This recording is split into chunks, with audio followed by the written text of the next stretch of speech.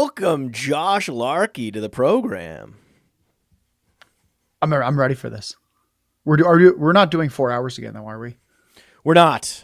This year, everyone should know that we're not doing 3-4 hour shows anymore.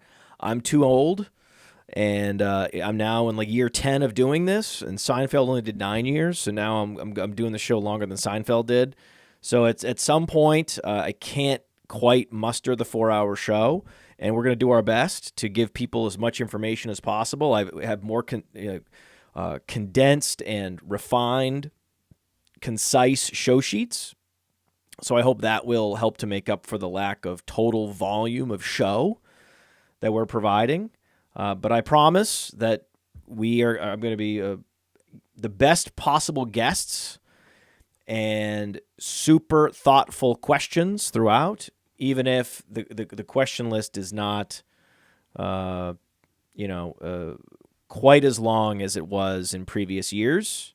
It was just not sustainable. It was an unsustainable volume of show that we were putting up for 9 years. And I hope that it's still good enough for everybody.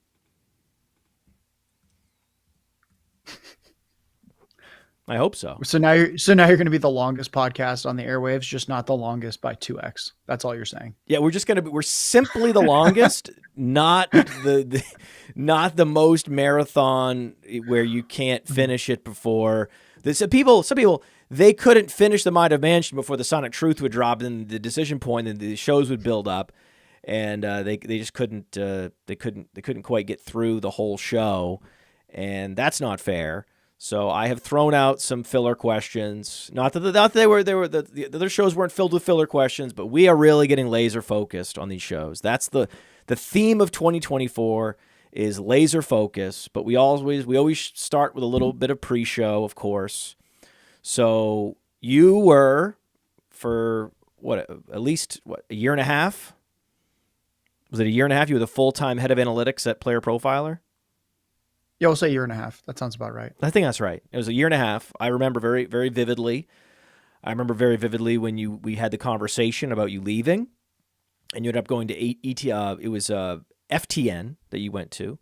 Mm-hmm. And FTN, by the way, stands for Fade the Noise. That was the original. I think the original name of that was Fade the Noise.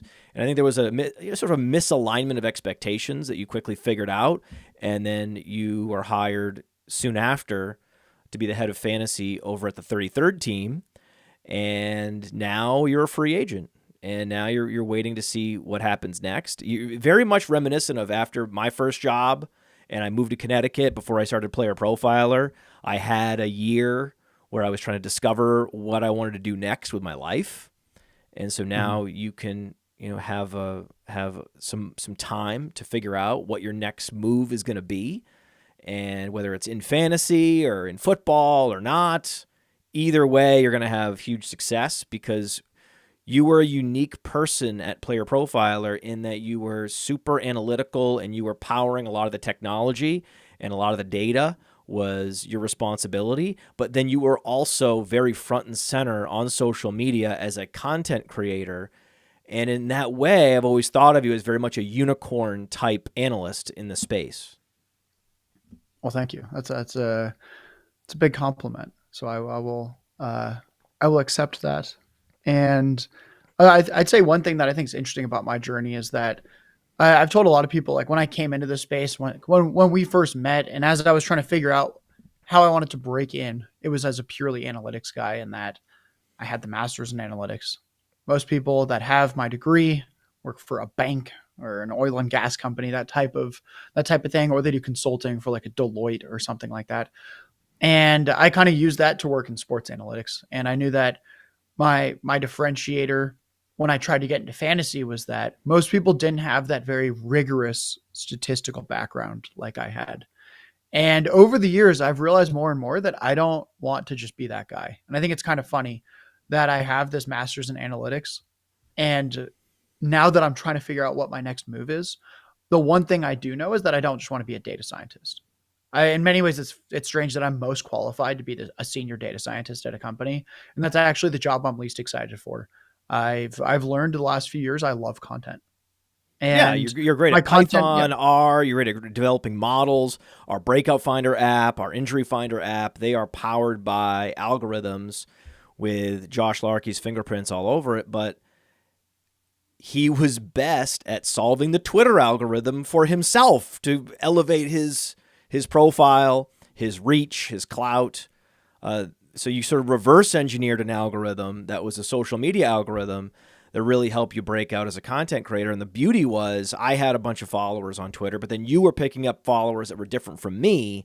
And then so when yeah. we were at Player Profiler together, it was really nice that we were reaching two separate audiences. Some overlapped, and then those people became even bigger fans of what we're doing, and then others didn't overlap, and they found out about us through you.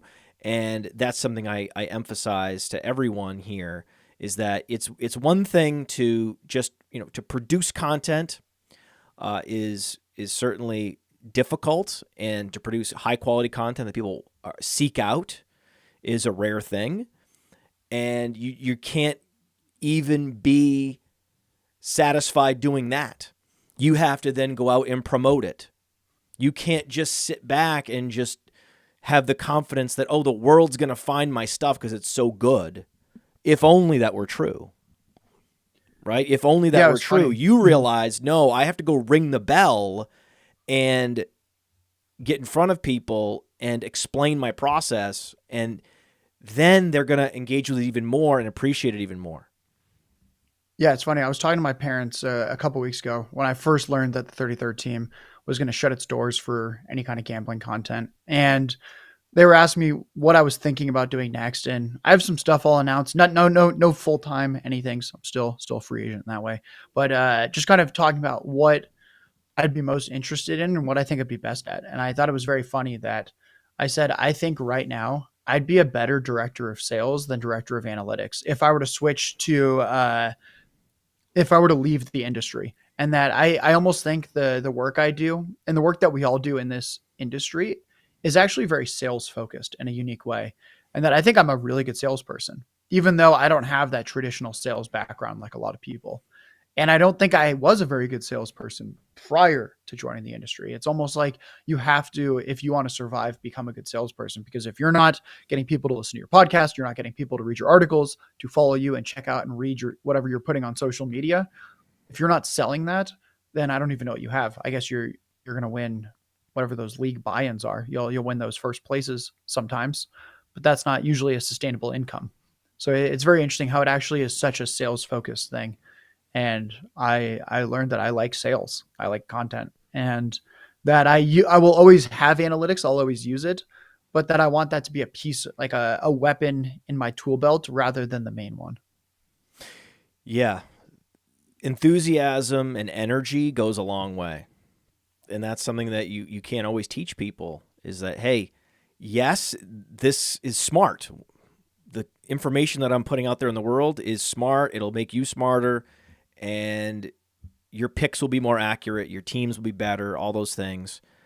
But at the end of the day, if you have the energy, if you have something captivating that you can do on camera or on social media, then again, you're gonna reach a lot more people.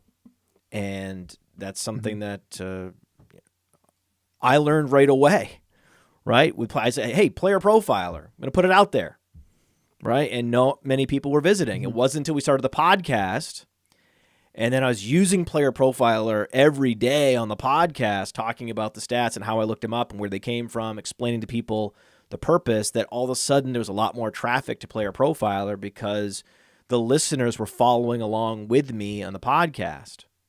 And I was always saying, yeah, per Player Profiler, on Player Profiler, I went here and I found this on Player Profiler, and this is how this is generated, and this is why this has a meaning, right? Or relevance. Like in the last show, we talked about Breece Hall and his yards per route run as a receiver, and how that changes his profile, how that changes just the definition of him as a football player and puts him in a completely different category at that size with that yards per route run to help to illustrate just how special he is. And now you're seeing he's going, in some cases, top 5 in best ball drafts.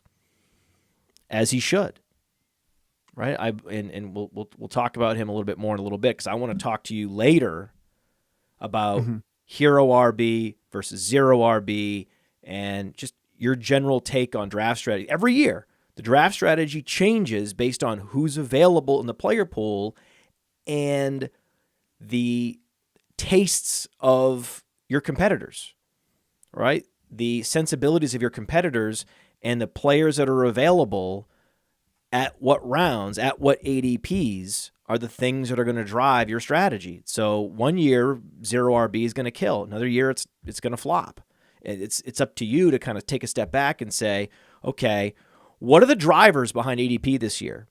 What happened last year and the year before that might be leading the public to generally overvalue this position, right? I remember at the beginning of last year, there were a number of months that went by where quarterbacks were going in the first round.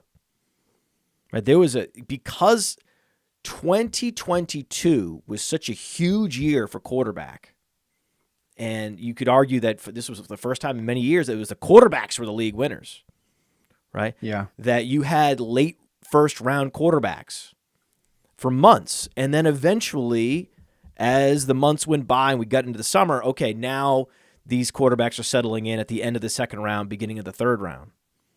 But there were, factors, drivers, emotional drivers that were sending people into overvaluing quarterback, and then we saw a reversion to the mean in 2023, where quarterback was sort of back to what you would typically get from that particular position. The fading of Jalen Hurts being the most heartbreaking, really. So we're going to get into it. We're going to get into draft strategy based on who's available, and we're going to get into a lot today with Josh Larky, and I'm going to bring you in for real. And the first thing we're going to talk about are rookies. We're going to get it out of the way. Last week with Ray Garvin, I did one rookie question, then a bunch of veteran questions, and then I brought it back to rookies because I wanted to keep people locked in, knowing they really wanted the rookie talk. Now I'm going to try a different strategy on this particular show, a different structure where we're just going to do all the rookie talk up front, because I think people are most interested in like your best ball strategy. We're going to make them wait on that. We're just going to make them wait. So I people out there though, I don't want them to think we're phoning in the rookie talk. Matt doesn't even know which player this is, but I told him that there is a player that everyone loves, and I'm pretty excited to just tear this rookie apart. So we're not phoning it. I just want people to know, just because it is shorter, it does not mean there is any phoning in. This is brand new content. I didn't talk about this on the Dominator at all. This player has never been brought up in the universe of Josh Larky. Nobody on social media knows I hate this player. None of my friends know I hate this player. This is just for the Player Profiler My Dimension listeners right now. And I want to say thank you for returning to the family, hosting the Dominator show on this network, the Player Profiler Podcast Network. Get the podcast, any of your podcatchers, subscribe to the Player Profiler Podcast, and you can see the Dominator show where Josh is going to be really digging into best ball strategy and doing best ball drafts live throughout the year. I'm super excited to have you host that show. Billy and I hosted it for a couple of years, but now we're turning the keys over to you. And it's amazing. We got Josh Larky hosting the Dominator. We've got Cody Carpentier showing up on all kinds of Player Profiler podcasts, like the Huddle, for example. It's just this you can't understand how happy this makes me. Some of the original, full-time analysts at Player Profiler, Josh Larky, Cody Carpentier, two of the originals, and it broke my heart when they left, and now to have them here again in any capacity. That's what I said, any capacity. Cody, any capacity you want to do anything with us for the rest of time. My phone's always on. It's on vibrate, but it's not going to ring. It's not going to actually ring.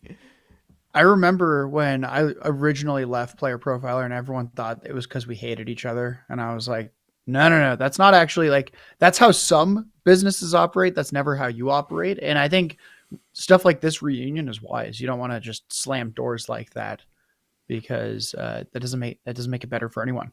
So I mean, what am I going to do? Am I going to get bitter? Happy to be back. You know what I mean? What am I going to resent you for leaving? Like, it's not personal, man. If your starting point is you want what's best for the person, then it's not about you, right? It's about them and their journey and them thriving, right? So if you have someone who's going to write you off or is going to, ostracize you and say, hey, you're dead to me, you're dead to me people, it's all about them. And they never cared about you in the first place. That's my general position on that. And so that's why it's not like I didn't have to try, right? I genuinely like you and Cody. I genuinely want you guys to thrive. And you also have great value to our network. So if we can help each other in any way, shape, or form, I'm always down to help anybody who's good and give them a platform. And that's regardless, right? There is even people that I had baked in assumptions about who reached out, and I was like, you know what? Let's talk.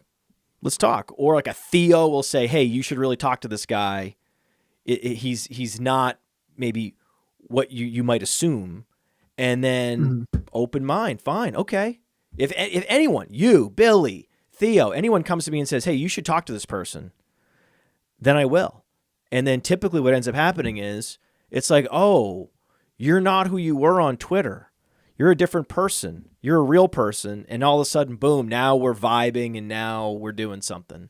That happens all the time. It's great. It's great. Okay, so I'm going to bring you in. But we got to get the right. I almost did it without the music. That would have been bad. That would have really been. That would have been an acapella. I haven't done the acapella in months, maybe a year. I used to do it acapella before I figured out that you could underlay the music. I think it was maybe a different software, different streaming software. I used to do it acapella, but now that we can fade it in like this live, it's a big deal.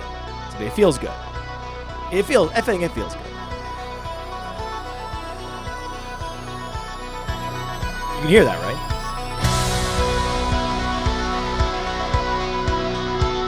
Welcome to the Mind of Mansion program, one of the OGs at Player Profiler.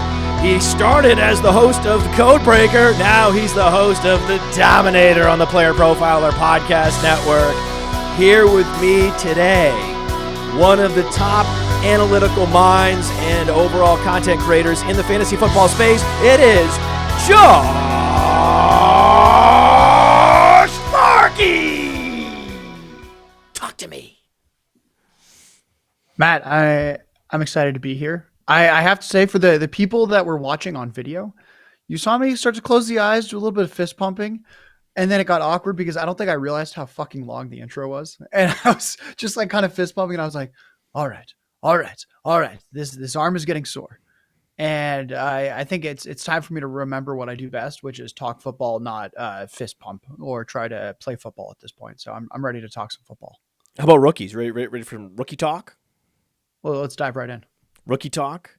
Tell me the rookie that you're most excited about. Just come out with it.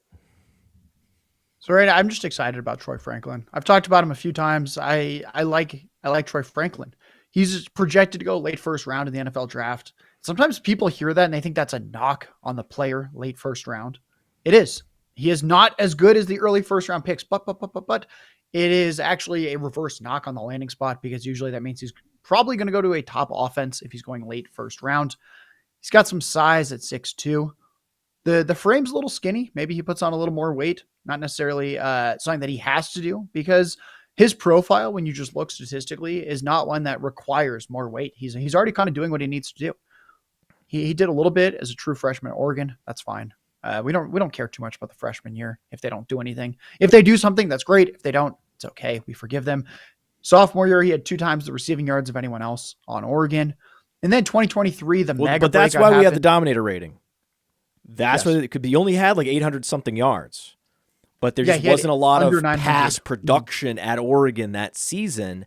And if you go and look at the Dominator rating, he was the one true go-to receiver as a true sophomore, which is impressive. Yeah, and then junior year, he starts to share more work. I think the Dominator actually went down in terms of like what percent of the offense, but it doesn't matter. The aggregate stats were awesome. 83 catches, nearly 1,400 yards, 14 touchdowns, and we love 17 yards per reception. And we'll talk about why his yards per reception actually matters. But he only had two catches against USC. He only had two catches against USC. Remember that? Only two catches. Only two catches against USC for 150 yards. He had two catches for over 150 yards and two touchdowns against you. The two touchdowns that he had were the only two catches that he had because they were both just bombs. And this guy can catch it just short. Ends the drive. Yeah, catch it short and break a tackle and he's gone. Or he can basket catch 70 yards down the field because he's one of the fast, if not the fastest wide receiver in the class. He is exciting and something's got to give with the 6'2", 170 frame. He's either heavier than that or he's shorter than that. Either way, you don't want to be quite that svelte at the next level. You're going to be too easy to push around. I don't think he will be, and there is room to put on weight, and he can land in a great spot like Justin Jefferson did, like Brandon Ayuk did. That's the beauty of going late first round. Yeah, I was going to say, I actually really don't have too many concerns about the frame because sometimes what we'll see with these guys that are just too skinny is that they're not after the catch creators, but Franklin is that. So first off, he had 2.9 yards per route run overall over the last two seasons. So he's basically a 3 yards per route run guy as a sophomore and as a junior. 35% of his receiving yards the past 2 years came after the catch, even though his average depth of target was actually quite far downfield. And that's really rare. Usually the yak guys are like a Debo. It's he's catching the ball short, close to the line of scrimmage, and then he has a lot of room to run. Generally, when you're getting the deeper targets, you actually don't have nearly as many yards after the catch. It's not as big a percentage of your portfolio. Troy Franklin's kind of a unicorn in that way. Very few guys end up having that type of profile. And it makes me think that either he adds some weight to his frame or that he's a little bit stockier than we expected, whatever it might be. He didn't have trouble creating for himself at the college level. So I like him in Bestball. I like him in Dynasty. And I just think in general, this is a guy that has a very, very, very strong, reliable profile in terms of the floor should be pretty high. And I think there's a very high ceiling as we saw from this past year, where if you're getting a lot of targets deep down the field, good things happen. If you draft him in Bestball now, you're not going to regret it because his ADP is only going to pop after the draft. Yeah, he goes after pick 100. The most chalk landing spot I've seen in mock drafts is Buffalo Bills round 1. Guys, if he goes to the Bills in round 1, he's not going at pick 103 or 104. He's probably going at pick 70, pick 65, pick 75, whatever it might be. There's many, many rounds of ADP that he can grow. And if for some reason he goes to a team we're less excited about, I still think he goes ahead of pick 100. I think that's kind of his below his floor for once summer ends, unless for some reason he becomes a late second or third round pick. But I haven't seen any indications that he's falling out of the first round right now. Kansas City's picking at 26. They need a receiver. Houston's picking at 27. They need a receiver to replace Nico Collins.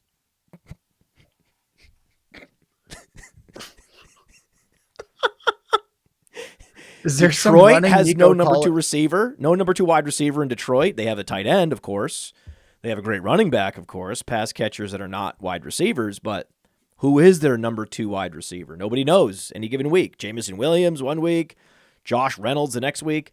So this little stretch, pick 26 to pick 29, where you've got Chiefs, Texans, Lions, Bills. Cowboys could draft him to replace Brandon Cooks.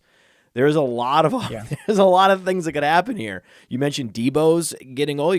They bring in Troy Franklin. They don't have a player with a true field stretching skill set on that team.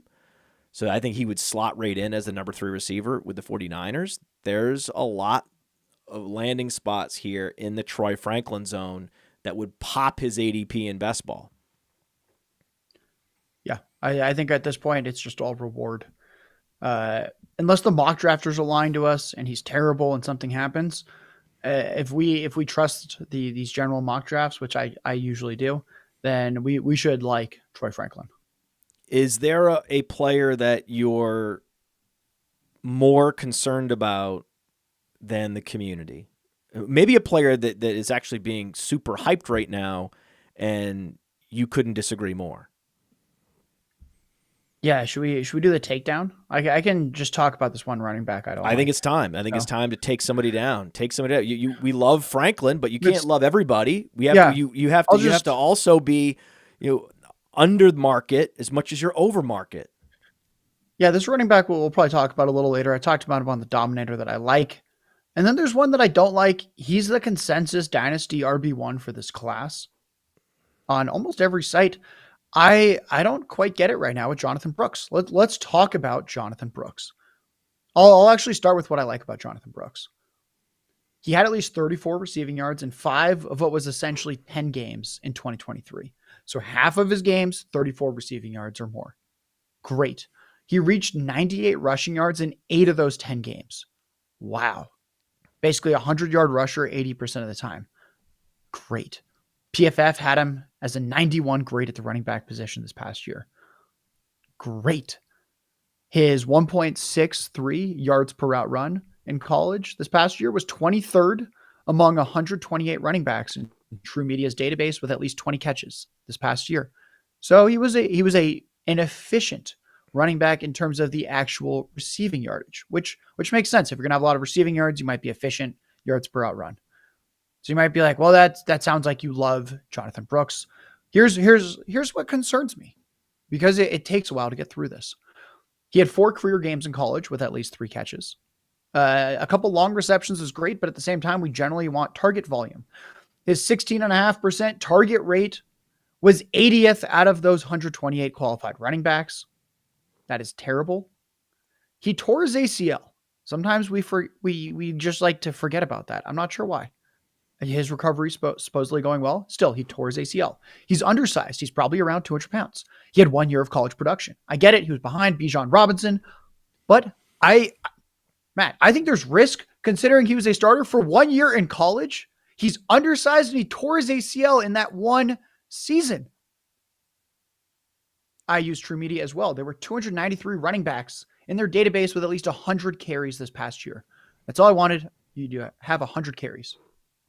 The run rate of him reaching 10-yard rushes was 180th out of the 293 backs. He did it under 13% of the time.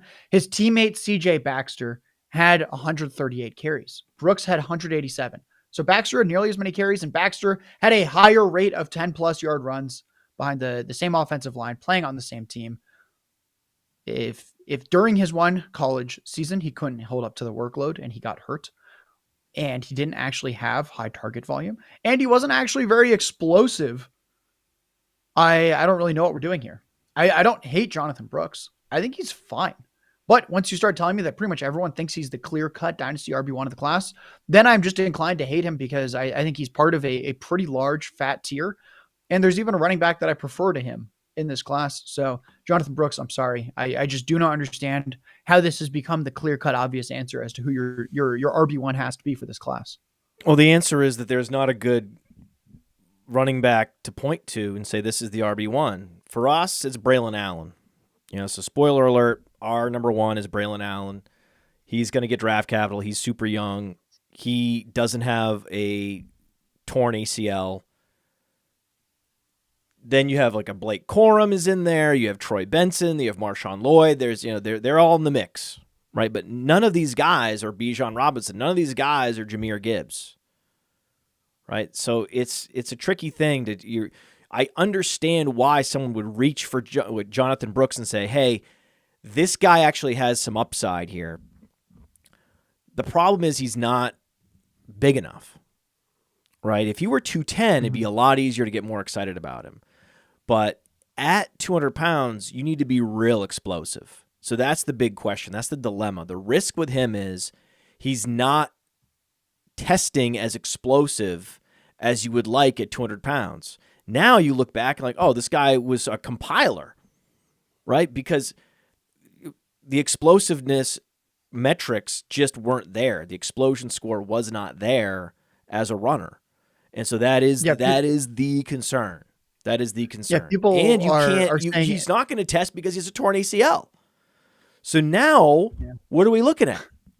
Right now we're like this is scary. That's the fear with Jonathan Brooks. I like him because he does check a lot of boxes.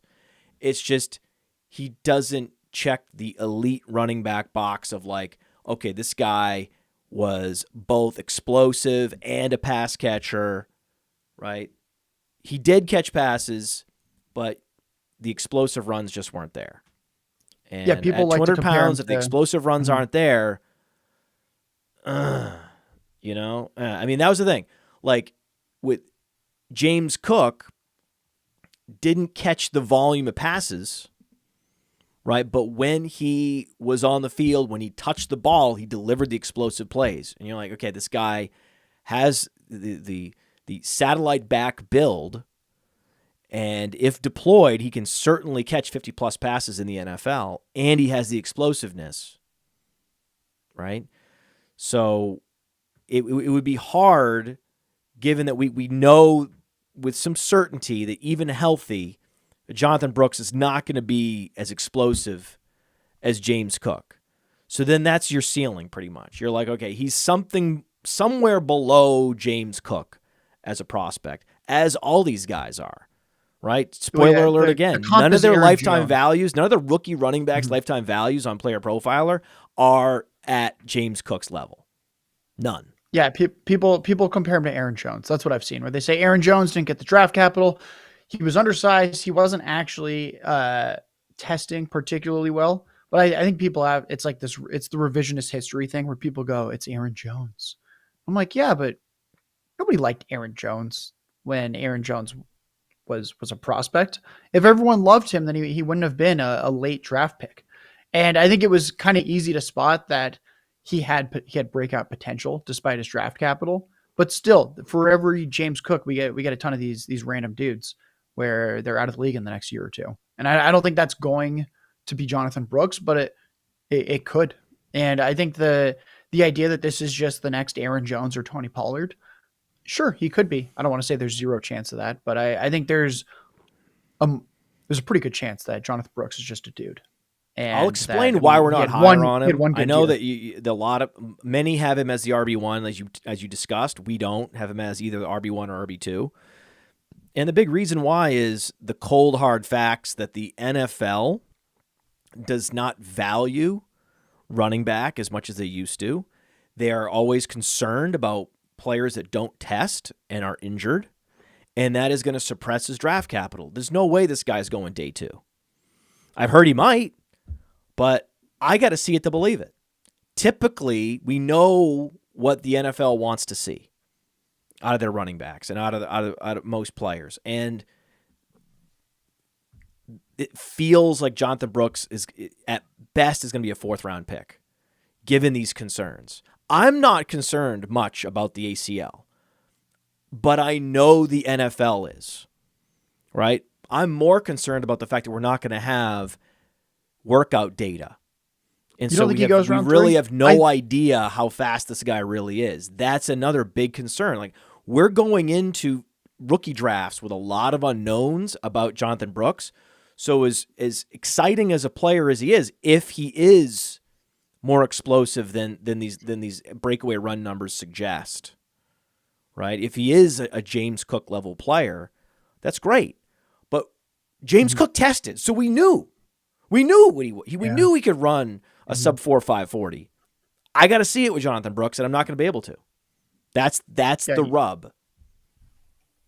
You don't think he goes round 3? I think with Tajay Spears last year going round 3, I think he sneaks into the 3rd round. Tajay Spears showed out at the Senior Bowl. More.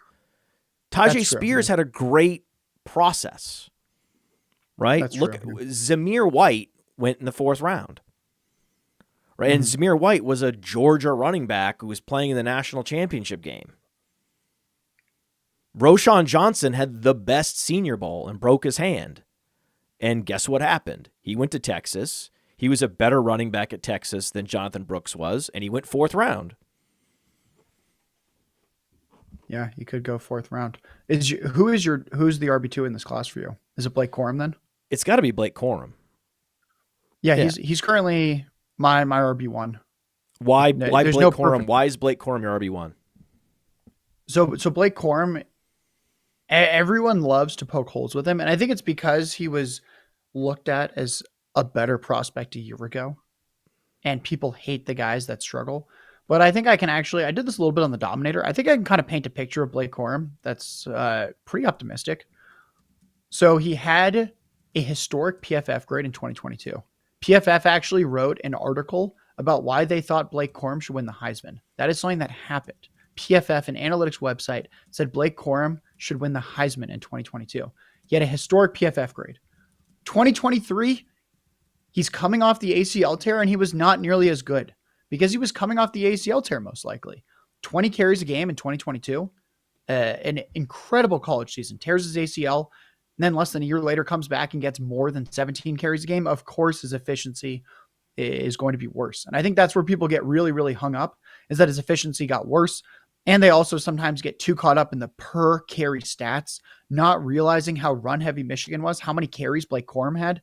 Not many running backs, folks, are going to be elusive on high volume. We saw it this past year with Tony Pollard. We see it every single year, pretty much, with these running backs. My example is always, I would just ask a random person at the bar who thinks they know football. I'd say, what is your mile time? If you ran 1 mile, they might say, I can run it in 9 minutes. Then I'd say, okay, can you run 2 miles in 18 minutes then? They're like, well, no, because I'd get a little tired. And I'm like, exactly. They start to get tired when they get more and more and more carries. It does not mean that Blake Corum suddenly became this terrible running back. He was just coming off the ACL tear, and he had ridiculous carry volume. And I think the other thing is people say Blake Corum, we need more from him as a receiver. We didn't get it. The Michigan offense was run heavy. I bet it was partly run heavy because of Blake Corum, because he was a good running back. Great. But it wasn't much of a pass catcher. So he had 411 total receiving yards across 4 seasons. That's awful at face value. But we actually saw glimpses early in his career, 2021. He had a career high 24 catches in 2021 as a sophomore. The leader on that 2021 team had 39 catches. 24 is actually a good number. And his 24 catches that year as a sophomore were 1 fewer than the 25 catches that wide receiver Roman Wilson had. Folks, Roman Wilson is currently being projected as a receiver to get round 2 draft capital in the upcoming draft. Blake Corum will probably get round 2 or round 3 draft capital. So if he was at a similar stage of his career as the receiver who's getting round 2 draft capital, I'm not saying that Corum is as good of a receiver as him. I'm simply saying I don't think he is this absolute total zero at the receiving position. So if you've shown me that you can handle heavy volume in the run game, that you can be productive there and have a truly elite season on the ground, you can be at least capable in the receiving game, then I like that. I couldn't care less that he turns 24 in November. Folks, it's a running back in Dynasty. If you are really looking more than 2 years down the line with anyone outside of the truly elite running backs in Dynasty, like a Gibbs or a Bijan, you're doing it wrong. I couldn't care less that at the end of his rookie deal, he's going to be 27, 28 years old. We are not thinking 3, 4, 5 years down the line. We just want production this year and next year. And I really think Blake Corum can give you that. And when you look at the betting markets, the most likely landing spot for him by a lot is reuniting with his Michigan head coach, Mr. Jim Harbaugh in Los Angeles at the Chargers. I don't think any of us would hate that landing spot. So Blake Corum looks to me like the guy that's going to have some inflated value post-draft, and I think he's probably going to be pretty productive the next year or two in fantasy football. 8.6 target share, right? 8.6% target share in 2021 that you mentioned. That's well above average. Yeah, right? If you just average his final season and his best season, that's 6.9%. That's 52nd percentile. 8.6% is like 70. If 70th percentile is good, that's what I care about with players, right? Show it to me once. Just prove you can do it. And he did prove that he can catch 20-plus passes in the NFL. That's all I care about. Jonathan Taylor had to do it. In his final season at Wisconsin, Jonathan Taylor finally did it. He proved he can be a competent receiver out of the backfield, and he's shown that again in the NFL. I've seen enough with Blake Corum to know what I need to know, that he is a top 2 back in this class. Absolutely. What about Brock Bowers? Because Brock Bowers is a top 5 pick in all formats. And it's one thing in a single quarterback format to draft Brock Bowers. Fine. I'm not doing it, but fine. Mm-hmm. Okay. But in a super flex league, Josh, Brock Bowers top 5 in super flex, even if it's tight end premium, any super flex league have a tight end going top 5. It's like everyone has a collective fantasy amnesia with these tight ends. So I think I'm a little bit more in the middle. I'd consider him top 5. So I have Caleb Williams, Drake May, Jaden Daniels, Marvin Harrison Jr., Malik Neighbors ahead of him. I'd probably take Bowers at 6.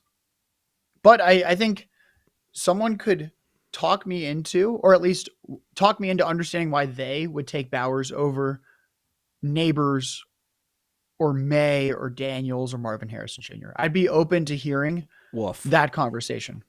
So I don't think it's close. I think, yes, he is number 6 in this class, but the top 5 in Superflex are in a completely other tier, right? You've got Harrison and Caleb Williams in their tier. Then you've got the Drake May, Neighbors, Daniels tier.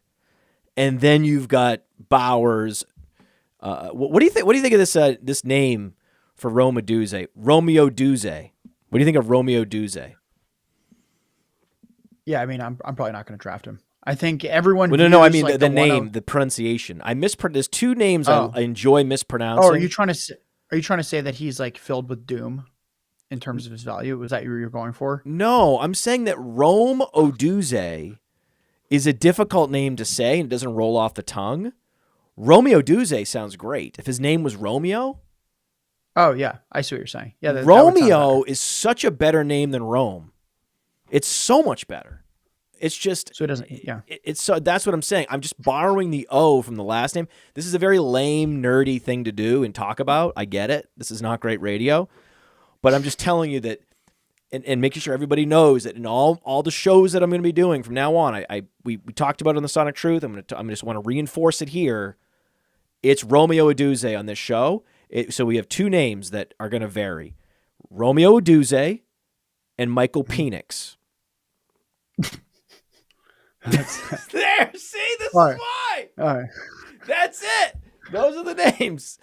Yeah, even when I switch over to Superflex, I have to keep scrolling. I'm like, where is Michael Penix again? Where do we have him? I mean, this guy's in he's in free fall. Yeah, if you want a guy that's going to get round 2 draft capital who's torn 2 ACLs and is 24 years old, and we have your guy. Exactly. At quarterback. Exactly. I'll talk about why I like Brock Bowers, though, because I think a lot of people try to make the Kyle Pitts comparison, and I think that could very well happen. That unfortunately could happen. There have also been busts at the wide receiver position. What I do like about Bowers is that he led Georgia all 3 years in receptions, receiving yards, receiving touchdowns, even though he played with an older Lad McConkey, who's going to get round 2 draft capital with a 5-10% chance of round 1 draft capital. So that's very good that he was just completely marginalizing a very, very good receiving prospect. I like that his freshman year was just so elite, that he showed that he could, right from day one, be awesome in college. When I dove into his alignment and his advanced usage, and I thought it showed something kind of interesting. So out of the slot, his yards per route run was under 2. That was by far his worst alignment in college. He had 4 yards per route run in line, which is like truly historic. He had over 3 yards per route run on the outside. Again, truly historic. Under 2 yards per route run in the slot, which is very, very good. It's not truly special. And I dove into it more. His average depth of target in the slot was over 10 yards. That is Darren Waller, Kyle Pitts level. That is insane. Kyle Pitts and Darren Waller, when you look at leaderboards of the last few years, they just kind of stand out and you're like, oh my God, I didn't realize tight ends were that far downfield. Usually they're 4 to 6 yards downfield, not 10. And that's really just not where he thrived, was out of the slot. And I think why that might be good, why he was awesome in the slot, but just not quite as good as elsewhere, is I think Kyle Pitts' problem has simply been that he's running really, really far downfield, and suddenly quarterback matters. Quarterback doesn't really matter if you're close to the line of scrimmage. When he was in line, average depth of target was 6.5 yards. When he was out wide, average depth of target was 6 yards. Around 2/3 of his receiving yards came after the catch when he was in line or out wide. So he was essentially getting a mix of manufactured touches and just getting open really, really quickly in line and out wide. Quarterback play is not going to matter quite as much there than if he's running deep in the slot and suddenly you're trying to the quarterback has to throw it over the linebackers. So I actually think that was just something that was kind of unique and interesting. His rushing production in college actually happened. He had more rushing yards in college than Deebo Samuel. Deebo Samuel had 154 college rushing yards. Brock Bowers had 193. Whoa. Whoa. My comp, it's crazy. My comp for him is big.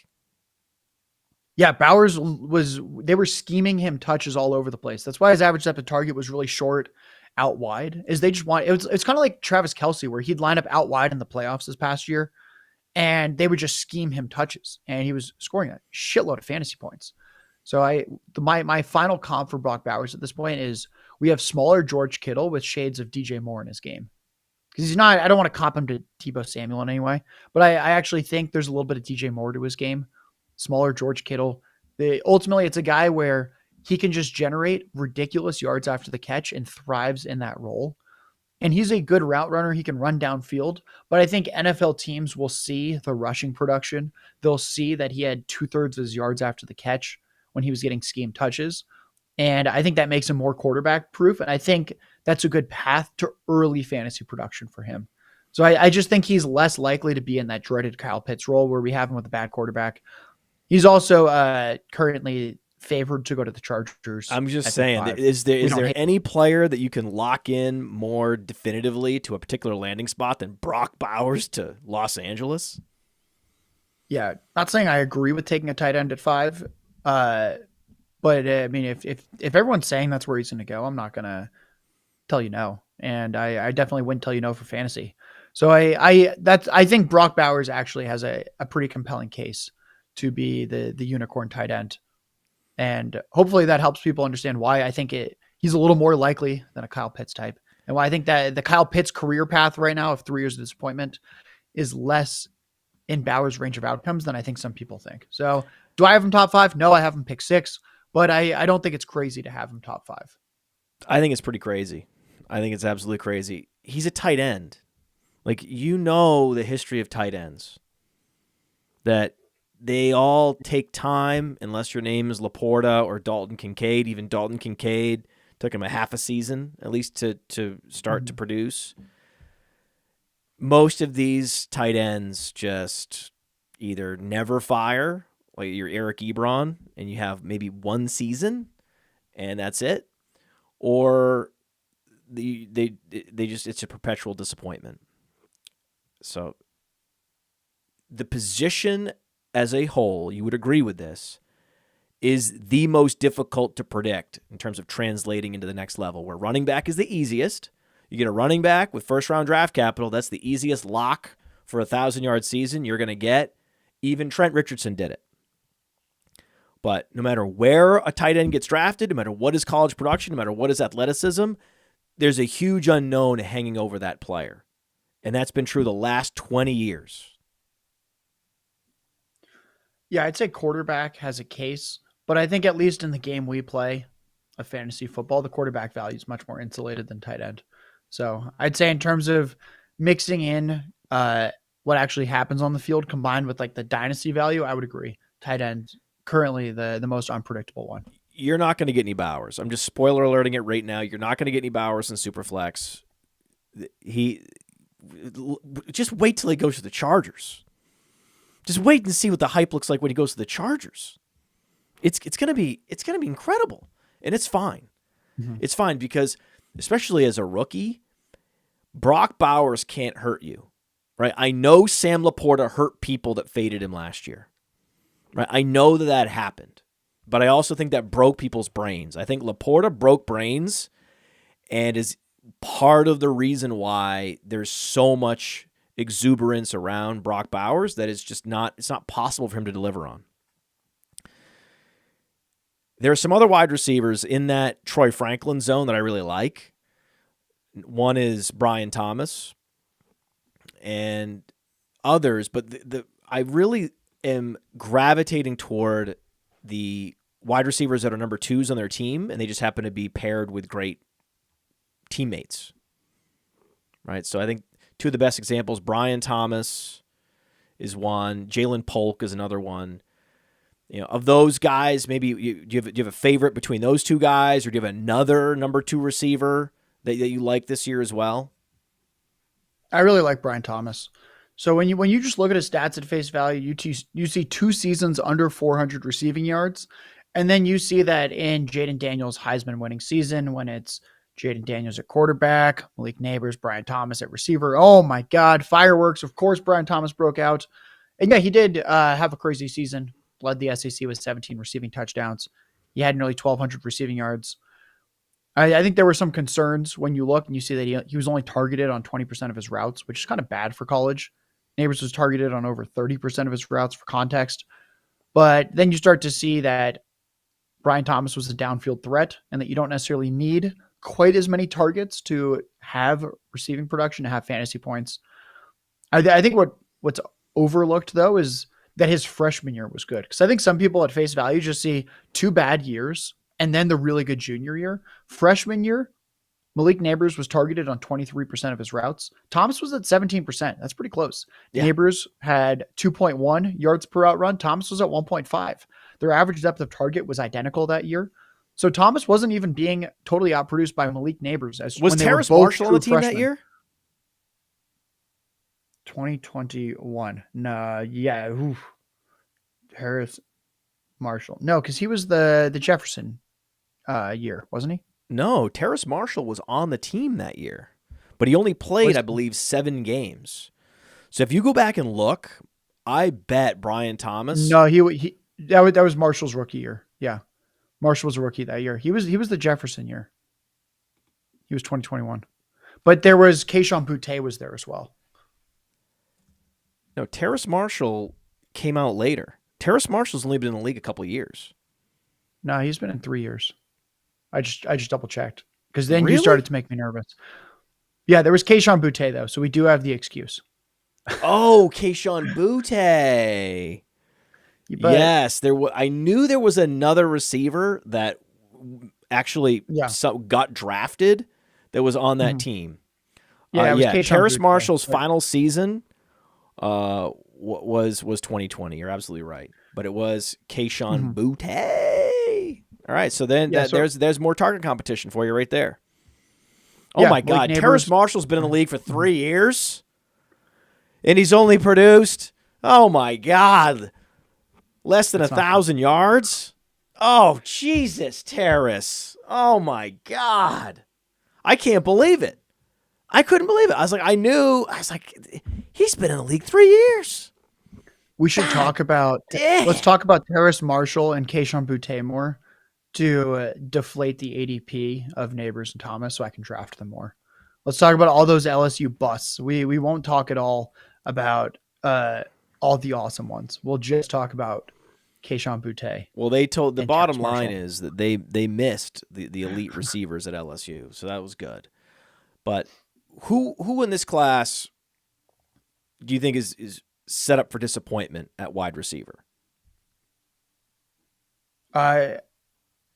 I don't see it as much with Rome Odunze. I think too many people are stuck on how incredible this past year was when he was a senior and he was just older than everyone else. He was good as a junior, but he didn't really have like the elite season in terms of his peripherals till senior year.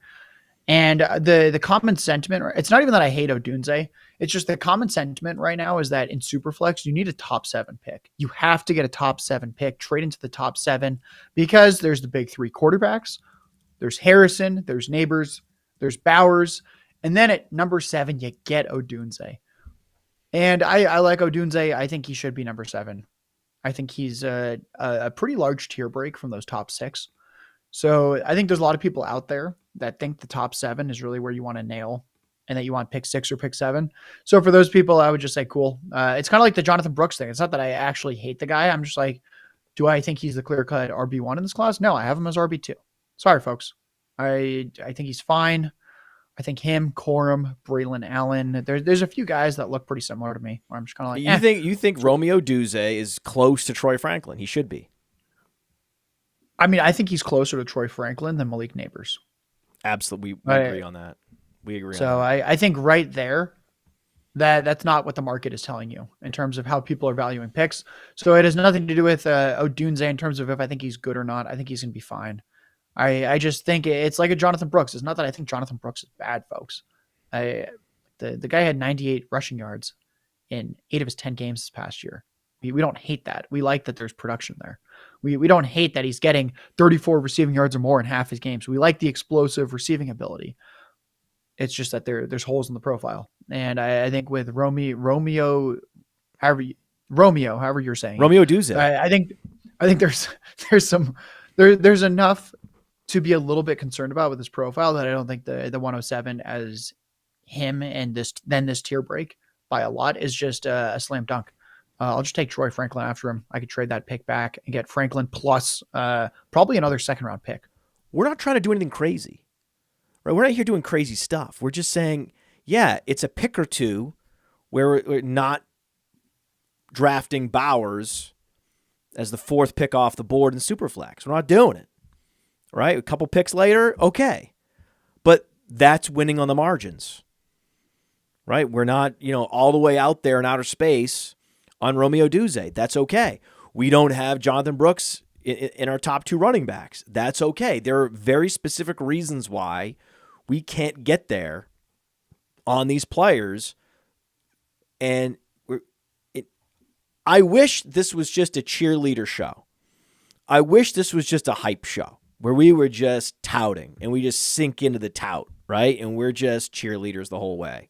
That's not how it works, man. There are certain players we need to be more realistic and pull people back a little bit, and there's some players that need a little bit of a nudge, like a Troy Franklin, nudge him out there a little bit, or remind people how good Blake Corum is. That's our job. Reminding people about Rashee Rice, for example. Like, yes, we're not alone in thinking Rashee Rice has incredible potential. It's just weird. Is it not weird that he isn't more hyped? This is the guy I could promise you most years I can't get him. I can't get him. There's just way too much Patrick Mahomes juice. There's way too much hype around this guy. I'm never going to get him. And yet, meanwhile, the hype has not materialized with Rashee Rice, and I have not been able to figure it out. I asked Ray Garvin last week. He's not really sure why not. Do you have any idea? So here's my thoughts, because anyone that listens to the Dominator knows I love Rashee Rice. He's around the wide receiver 20 on most Dynasty sites. I have him. I'll release my rankings soon on social media. I have Rice inside my top 10. And I don't think that's crazy at all. I'm like, guys, you're getting crazy at all. You're getting a dude who is awesome, and he's tied to Patrick Mahomes for much of his career. So I think, why was he underhyped? I think there's 2 things. One, it's obvious, it's Puka Nacua. The historic rookie season, I get it. It overshadowed Rashee Rice. I think the other one is that he was on the Chiefs. And the Chiefs, the perception of the Chiefs offense this year was correct. It was underwhelming overall. True. It was. They were not an elite offense for the first time in Patrick Mahomes' career. Very, very disappointing. So I think the idea that the Chiefs were giving people a bad taste in their mouth, and that Rice scored a lot of touchdowns early on in a part-time role, some people started to discredit that. And I understand all those concerns, but I also think what we need to look at is how awesome he was towards the end of the year.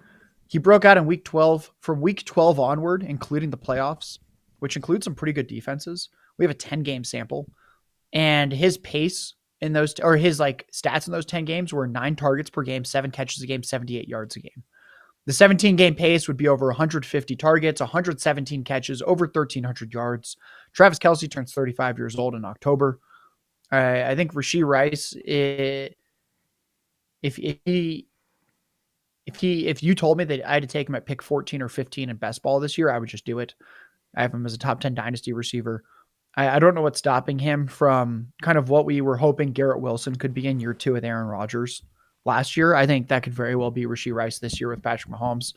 I just don't get why we wouldn't like a guy who earned a lot of targets and is really good after the catch and plays with Patrick Mahomes and Andy Reid, where the former number one option turns 35 in October and showed his age this past year. We should all just love Rashee Rice.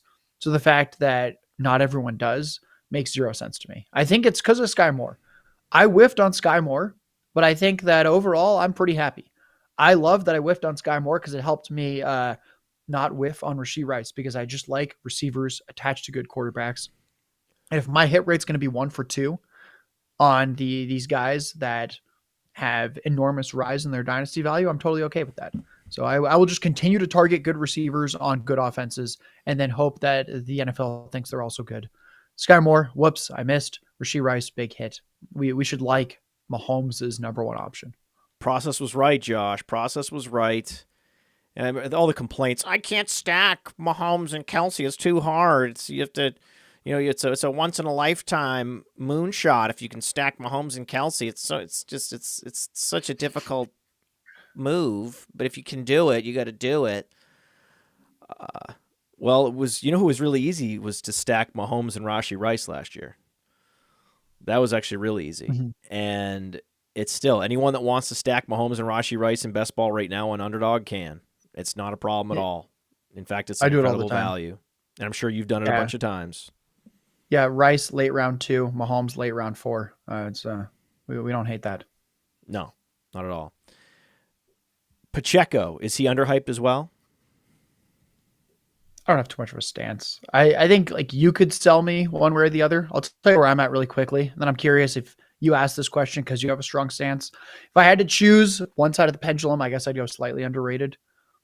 I looked at Keep Trade Cut to see what the consensus thinks in Dynasty. He has a touch less Dynasty value than Rachaad White.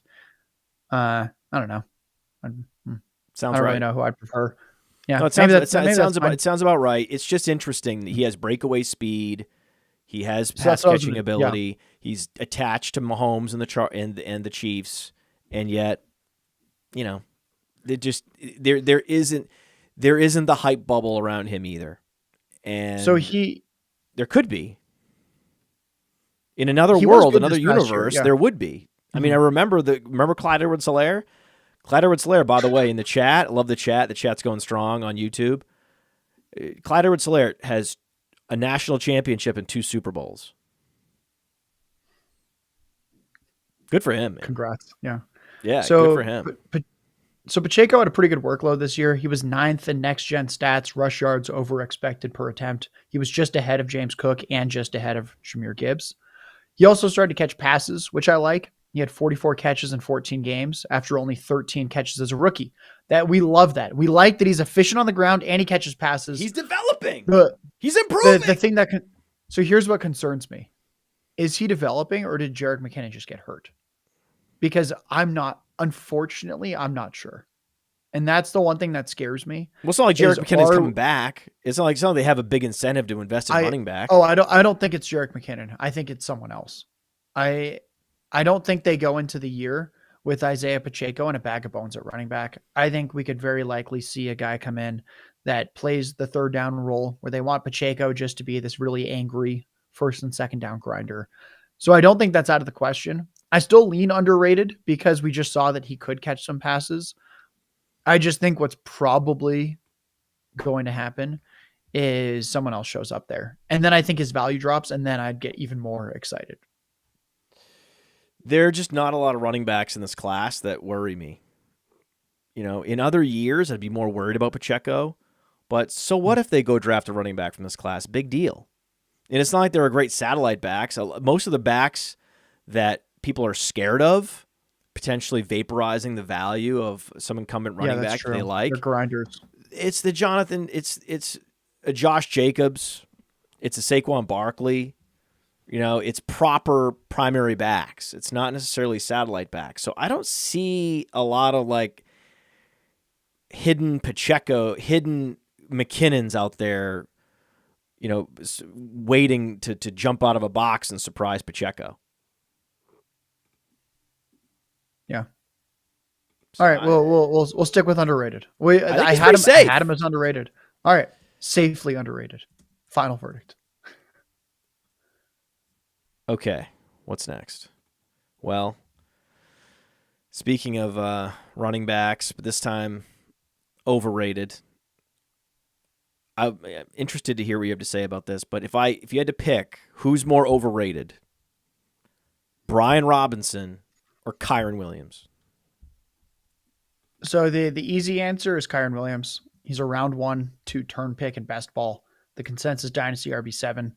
He was elite in next gen stats, rush yards over expected metric, despite having the most rush attempts per game, which is great. The issue is that he was a terrible pass blocker and he has no draft capital. So there's a chance the role declines. I don't hate Kyren Williams though, because he was an efficient rusher with heavy volume. He was a good pass catcher in college. He plays with Matthew Stafford, and there's not much at the running back position. I'll tell you why the answer is not Brian Robinson. Everyone hates Brian Robinson. Matt, you might hate Brian Robinson. I have been right on Brian Robinson for 2 straight years. I loved him coming out. I loved his profile because this was an all-purpose back with size and speed. Then after year 1, when he was like 6th in the NFL in rush attempts per game as a rookie who had just been shot in the butt, everyone hated him. And they said, Gibson's clearly the guy. And I said, you know what? I will happily draft a ton of Brian Robinson. And I was right again last year. This year, I am once again drafting a lot of Brian Robinson. I think I'm going to be right for the 3rd straight year. I think this is one of those players that people just don't like for no reason. Sometimes there's players that are just every single year overrated. I think Brian Robinson might be a guy where every single year he's underrated. He's a solid runner. He's a solid receiver. Washington's going to upgrade the quarterback position massively. PFF has generally liked him. He was he was a fantasy RB2 last year. His ADP on Underdog is 91. It's kind of a dead zone for good players. You can get solid running back production from Brian Robinson in spike weeks. I think I'm just every year at this point going to be in on Brian Robinson. Everyone hates him. And I don't understand why we should dislike that. He feels basically like David Montgomery, except that David Montgomery throughout his career on the Bears was a 3rd or 4th round fantasy pick. And every single year, it seems like Brian Robinson's going to be a 7th, 8th, 9th round fantasy pick and give you basically what David Montgomery on the Bears gave you. I like Brian Robinson. I don't think he's overrated. And as long as that ADP doesn't climb based on the yards per reception, then it's okay. But the yards per reception was the most unsustainable stat of the year. Brian Robinson being number 1 in yards per reception, that's just not.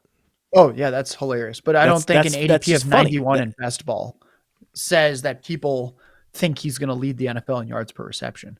Right. I think it's baked in. The Brian Robinson blah Robinson is baked in. I get it. So the argument I like is that Drake May is going to Washington. Yeah, he's getting his fat quarterback upgrade. And I think his ADP will actually rise. Like, I think at the very least, if you're playing the market, you're going to get some closing line value because it's not a good running back class in terms of draft prospects, because we know the Commanders are taking a quarterback at pick 2. And when you look at Washington, they have so many holes. Do you really think this new smart front office is going to say, wow, that we have to bring in a super expensive veteran running back? No, I think Brian Robinson's the guy this year. Washington has 1, 2, they have 3, a lot of draft capital. 4 picks in rounds 2 and 3.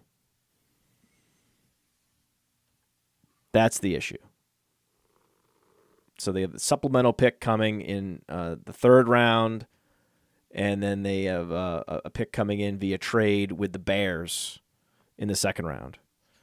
So this is a potential landing spot for a couple of the running backs. But again, there are going to be so few running backs drafted in day 2. It's not the probability that any of them land in Washington is very low. So if you get Brian past Robinson was a day 2 pick. Day 1, you get past day 2. Now all of a sudden, what do you have? You have Brian Robinson with a massive quarterback upgrade and not significant competition at the running back position, but they are in need of a running back. I mean, if they were to go sign a Saquon Barkley or some running back, it would be crazy because they should be leaning into a rebuild, and I believe they are. So that has less likelihood there too. Yeah.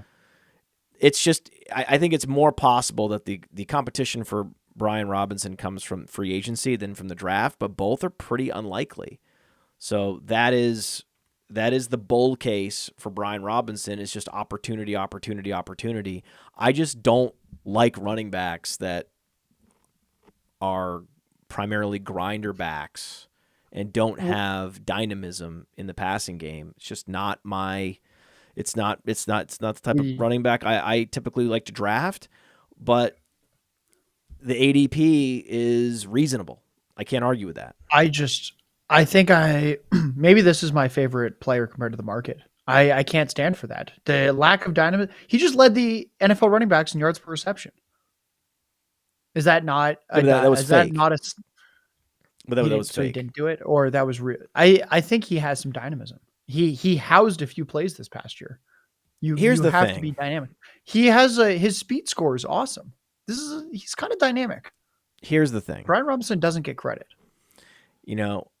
Coming out of college, I was not bullish on Rhamondre Stevenson, right? But I couldn't argue with the fact this guy was commanding targets with size at the NFL level. And while I wasn't drafting him last year because I was really leaning into zero RB or at the earliest, a Travis Etienne in round 4, so wasn't getting any Rhamondre Stevenson.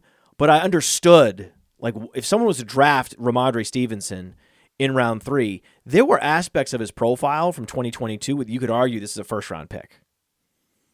When you just looked at the total touch volume, the weighted opportunities, and how efficient he was as a pass catcher. But at the end of the day, what was he? In college, he was a plotter, right? And then the sort of floor fell out of Rhamondre Stevenson, and now no one ever talks about him. It's the weirdest thing, the great disappearance of Rhamondre Stevenson from fantasy football discussion. Can you explain that? I'll talk about Rhamondre a little bit. I don't think I can fully explain it, but I'll talk about why I think the hate's a little unjustified, but then I'll also talk about why I'm not going to draft him. And hopefully those two make sense. So in 2022, he had 12.5 carries and 4 catches a game. That's 16.5 total touches, 4 receptions coming in the receiving game. This past year, 13 carries, 3.2 receptions per game. Not 16.5 total touches a game, 16.2 total touches a game, basically the same. A touch more carries, 1 fewer reception. We don't like that he lost the reception. That hurts. The fantasy points per game cratered. It's a lot of it was just efficiency. This New England Patriots offense was so terrible. He was the RB10 in fantasy points per game 2 years ago. Last year, RB27, despite 16 touches a game. The thing that concerns me is that Zeke refuses to get injured. Talked about that last year. I said, I'm going to have a ton of Ezekiel Elliott. I actually, one of my 3 biggest future stances was the over on Zeke's rushing yards at 375.5. He hit that 8 or 9 games in. It was like, how could he not hit this? The guy always stays healthy. They're going to give him touches. I don't like that he needs Zeke to get hurt to have the crazy value spike now. I don't like that Jayden Daniels is the guy that's being mocked to go there. Jayden Daniels at pick 3 to the Patriots is the most popular mock right now. That's a very, very, very, very, very, very mobile quarterback. That's not good for a pass catcher like Rhamondre. So I think people are overreacting to what happened in 2023 in terms of the usage wasn't even that bad. I just don't see how he becomes a fantasy difference maker with his ceiling. So for that reason, a running back that I don't see having that path to an elite ceiling, even if he goes in the 5th, 6th round of fantasy drafts, that's just not the kind of guy that I'm taking there. I'm going to go with an elite quarterback like an Anthony Richardson, or there's other receivers that I like there. There's some kind of elite type tight ends that I like there. It's pretty much just not the position. It's not the time for me to take a running back that looks like Rhamondre. So I think people are overreacting, but I also still won't take him just because that's not, I'm trying to take running backs that either have this gonzo ceiling or I just take them late. I agree. He's in a no man's land for running backs, a dead zone, if you will. He's a classic dead zone back, man. And that's the thing. I'd love to say that Brian Robinson is a classic dead zone back, but he's being drafted outside the dead zone. So you can't even say that, right? I am still bitter about not having more conviction in the fact that Rhamondre Stevenson has a 10th percentile burst score, just like Brian Robinson, And I was like, well, if the guy's going to go out and catch 70 passes, right, and then he's not what we thought. And then all of a sudden, it's like, oh no, it was because there were no other receivers on the team that Mac Jones could throw to. It. Mac Jones is the most check downy quarterback of all time, and that's who he's going to end up throwing to on any given down and distance. It wasn't necessarily that Rhamondre Stevenson is anything other than a guy, a Carlos Hyde profile guy, which is also Brian Robinson. It's just that, Rhamondre Stevenson even now is going rounds before Carlos Hyde, right? I mean, before Brian Robinson. Yeah. Yeah, I think they're similar. Again, I think Brian Robinson's just David Montgomery on the Bears. And fortunately, we don't have to pay a round 4 pick for him like we did with David Montgomery on the Bears. So if he was going in the David Montgomery on the Bears range, I would hate Brian Robinson compared to his ADP. For some reason, this is just a player that's been overlooked for 3 straight years. And if for some reason the market changes and switches, I'm happy to fade Brian Robinson, but I can't do that. So 3 years in a row, we're going to have a lot of Brian Robinson in the portfolio. I don't have any hate in my being for players. I just hate ADPs, and you can't hate this Brian Robinson ADP. You've convinced me. You've completely convinced me. I'm still not going to draft him. I'm not drafting him, but I don't have any more, reasons to tell anyone to fade him, right? My particular draft strategy, which we'll get into in a little bit, is hero RB. And so I could see myself drafting a running back early and then waiting well past when Brian Robinson goes to draft my second running back. So Puka Nacua is being drafted right now as if Cooper Kupp is dead. So how do you feel about that? I don't feel too much. I think Puka should probably go like a few picks later than he's going. He kind of goes mid to late round 1 in these best ball drafts right now. I'd like him to go a few picks later. So I don't have much Puka. It doesn't mean I hate the guy. I like that he's going to be Stafford's wide receiver 1 this next year. I like that Kupp's going to be 31 years old for all of the 2024 season. Puka just had this incredible rookie year. He's probably going to be similar, if not better, in year 2 in terms of like how he is, in terms of pure just being a receiver. Not necessarily the production will be the same or better, but that purely as a receiver, he should be similar. That being said, Kupp was injured throughout 2023. I'm actually not super worried about Kupp just in isolation because Kupp again is going to be 31 years old. I just think the Rams strengthened their wide receiver and tight end rooms. Most of why people liked Puka last year was that he was going to play with Stafford and they didn't have much at receiver. It was basically like hobbled Cooper Kupp and nothing else. Tutu Atwell. I think. Oh yeah, I weigh more than Tutu Atwell. So Tutu Atwell, 150 pounds. If you were to talk to Les Snead, he would tell you that we have a very weak wide receiver room, which is very shallow past the top 2 guys. So yeah, they're gonna draft a wide receiver. They might sign another wide receiver. It's a position of need for the Rams because they have no. Yeah, depth. I just kind of think Puka. When you take him pick 8, pick 9 in best ball, just know that come mid to late summer, I think his ADP will be more palatable than that. I think we should wait till after the draft. We should see how things develop. I don't think this is the time to start drafting him, essentially. What about Nico Collins? You drafting him? I'm drafting Nico Collins. Everyone hates Nico Collins. You have to pay a round 2 price. And I'll do that. It's not that I love him. It's not that I was like, oh, I can't wait to gobble up round 2 Nico Collins.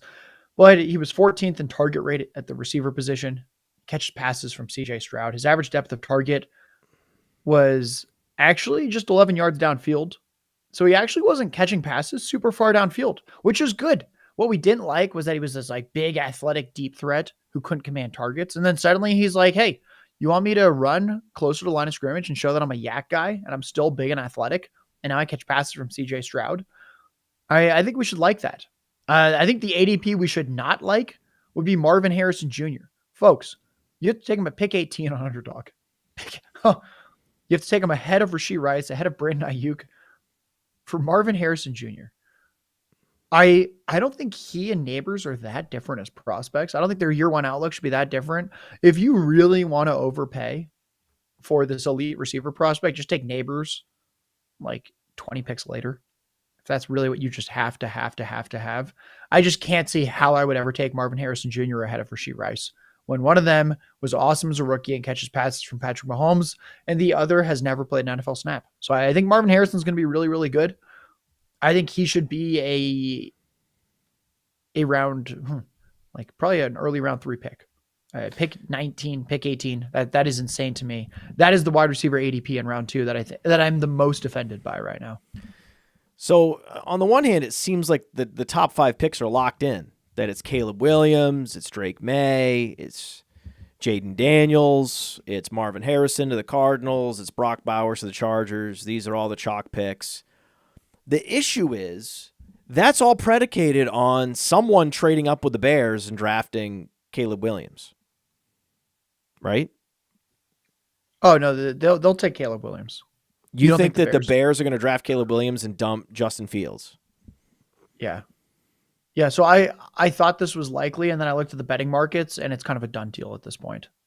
Oh, yeah? So yeah, where do you want Fields to go in that case? So I posted this on Twitter. I placed 2 bets on Fields at pretty crazy odds, and now they've moved very much in our favor. I was looking at 2 different sports books, and one of them had the Steelers as the clear favorite. One of them had the Falcons as the clear favorite. And then when you looked at the opposite, they had the opposite, like clear favorites as like long shots. So I just took those on those books. So I have some nice like 5-1 and 6-1 tickets for Fields to be a Steeler or Falcon. It looks like now he's going to be a Falcon. The Falcon, he's actually off the board completely on every sports book in terms of what his next team will be. And it's because the Falcons became such huge favorites. He has the connections to Georgia. I think he will be a Falcon. You're basically getting the better version of Mariota, of Desmond Ridder. And let's just see how this works in this offense. It's why I still can't draft Drake London, folks. I'm sorry. I understand the peripherals. I just hate the quarterback play. And I think I'm going to keep hating the quarterback play for at least another year. But I think Fields, Falcon, the odds for him to stay a Bear, Fields to stay a Bear, the last time I checked, the implied odds was like 20-something%.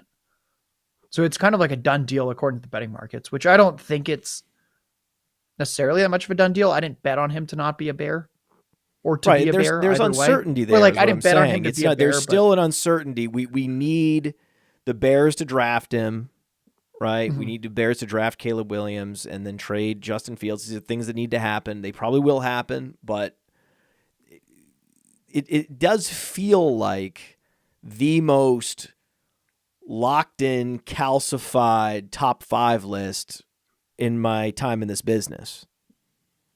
I will agree with that. Yeah, I'd say like we can always see something weird. Like remember when the Texans took Derek Stingley over Sauce Gardner at cornerback, and Lance Zierlein, who's very plugged in with the Texans, apparently, I think it was Lance Zierlein, like apparently knew this was going to happen. He didn't tell people. Nobody seemed to know outside of him. So there can be like these weird things where it seems like 1-for-1 swaps of players. It's like, of course, it has to be Marvin Harrison, but like it could be Malik Neighbors, or I don't know, like Drake May and Jayden Daniels could flip. I think there's just a few things that could happen, but it does feel like overall this is a pretty set top 5. I think the most likely way that top 5 does not come to fruition is that there's a trade with Arizona. That's the one that I would think, since I think it would either be Arizona or I think the Patriots realize they're just fucked for years and years and that they shouldn't take a quarterback yet. I would take the quarterback. When are you going to be in a position to pick 3 and get a good quarterback there? I would take Jayden Daniels or Drake May, whoever ends up being the 3rd pick. But I could see the Patriots saying, we're just so far away. Let's accumulate assets. Man. And then the Cardinals, same thing, where the Cardinals go, wow, we've got a lot of draft capital. They think they found their quarterback with Kyler Murray. I don't know if he's actually their quarterback in terms of production wise. Will we see it? But I think the Cardinals are in a spot where they can actually be a little bit patient. They're not necessarily trying to just win this year, but I think they believe they have the pieces in 2 years. They have a lot of draft capital for this draft. So I could see that. So I think that's the path, is 3 and 4. And then I would even say 5. I mean, why do the Chargers need Brock Bowers? They could trade back. They should trade back. They all should trade back. If I'm the Patriots, I'm trading back. So the only reason why Jayden Daniels is mocked to the Patriots just by default. They know they need a quarterback and that he's going to be the best quarterback available, so he's being mocked there. And then that naturally would then result in Marvin Harrison going to the Cardinals, who don't have a number one receiver, and then the Chargers drafting Bowers, so they don't have a premium tight end. It all makes perfect sense as long as the Patriots stay where they are. Yeah, if the Patriots move, then you could have a team moving up to the Patriots pick that doesn't want a quarterback. Oh, I don't think that would happen. I think if you're trading into pick 3, you take the quarterback. I mean, look what happened last year. The Texans traded back up and did to get a defensive end, and that guy ended up going before Anthony Richardson. We just don't have guys like that in this class. In terms of when you look at like the actual prospect talent. Oh, you mean there's not a Will Anderson in this class, is what you're saying? Yeah, I think we could see a team like the Raiders. I think that's where it could happen, is a team like the Raiders or maybe the Falcons gets on the phone to trade in and get that pick. I could see teams like that doing it, but I don't think that there's enough blue chip prospects outside of the 3 quarterbacks, Bowers and Harrison, that's pretty likely that they do that for another like player we're not expecting. And I would say like we kind of expected Will Anderson to go pretty early last year. Oh yeah, for sure. The other aspect of the Marvin Harrison ADP is if he is a Cardinal, it's not factoring in the quality of Michael Wilson fully either. Right? I mean, like, Marquise Brown, unrestricted free agent, gone, right? Wide open depth chart. He steps straight into the number 1 job. Of course he's going to be the number 1. But Michael Wilson is going to command targets. It's not going to be like no target competition.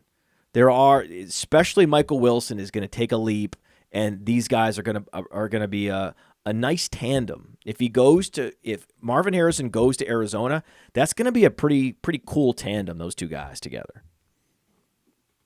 Theo tried to do this to me a couple of months ago. I don't know. I think Michael Wilson's okay. I don't know. How many games did he have more than 3 catches in? I think 4. I'm looking at he reached 4 catches in 4 games last year. I don't know. That's without much target competition.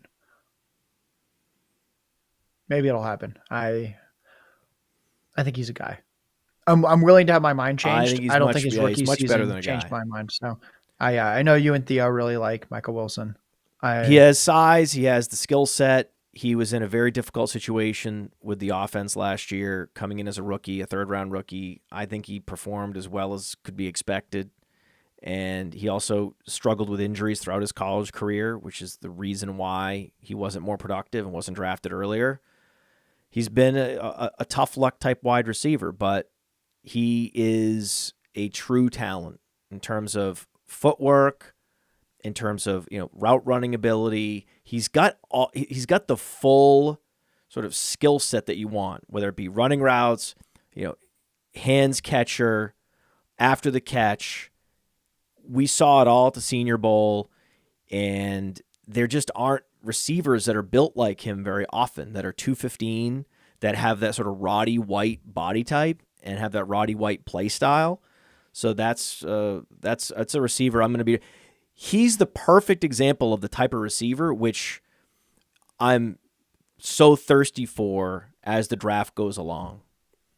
I'm not saying he's the first guy on my list in terms of value receiver. There's a lot of value receivers out there this year.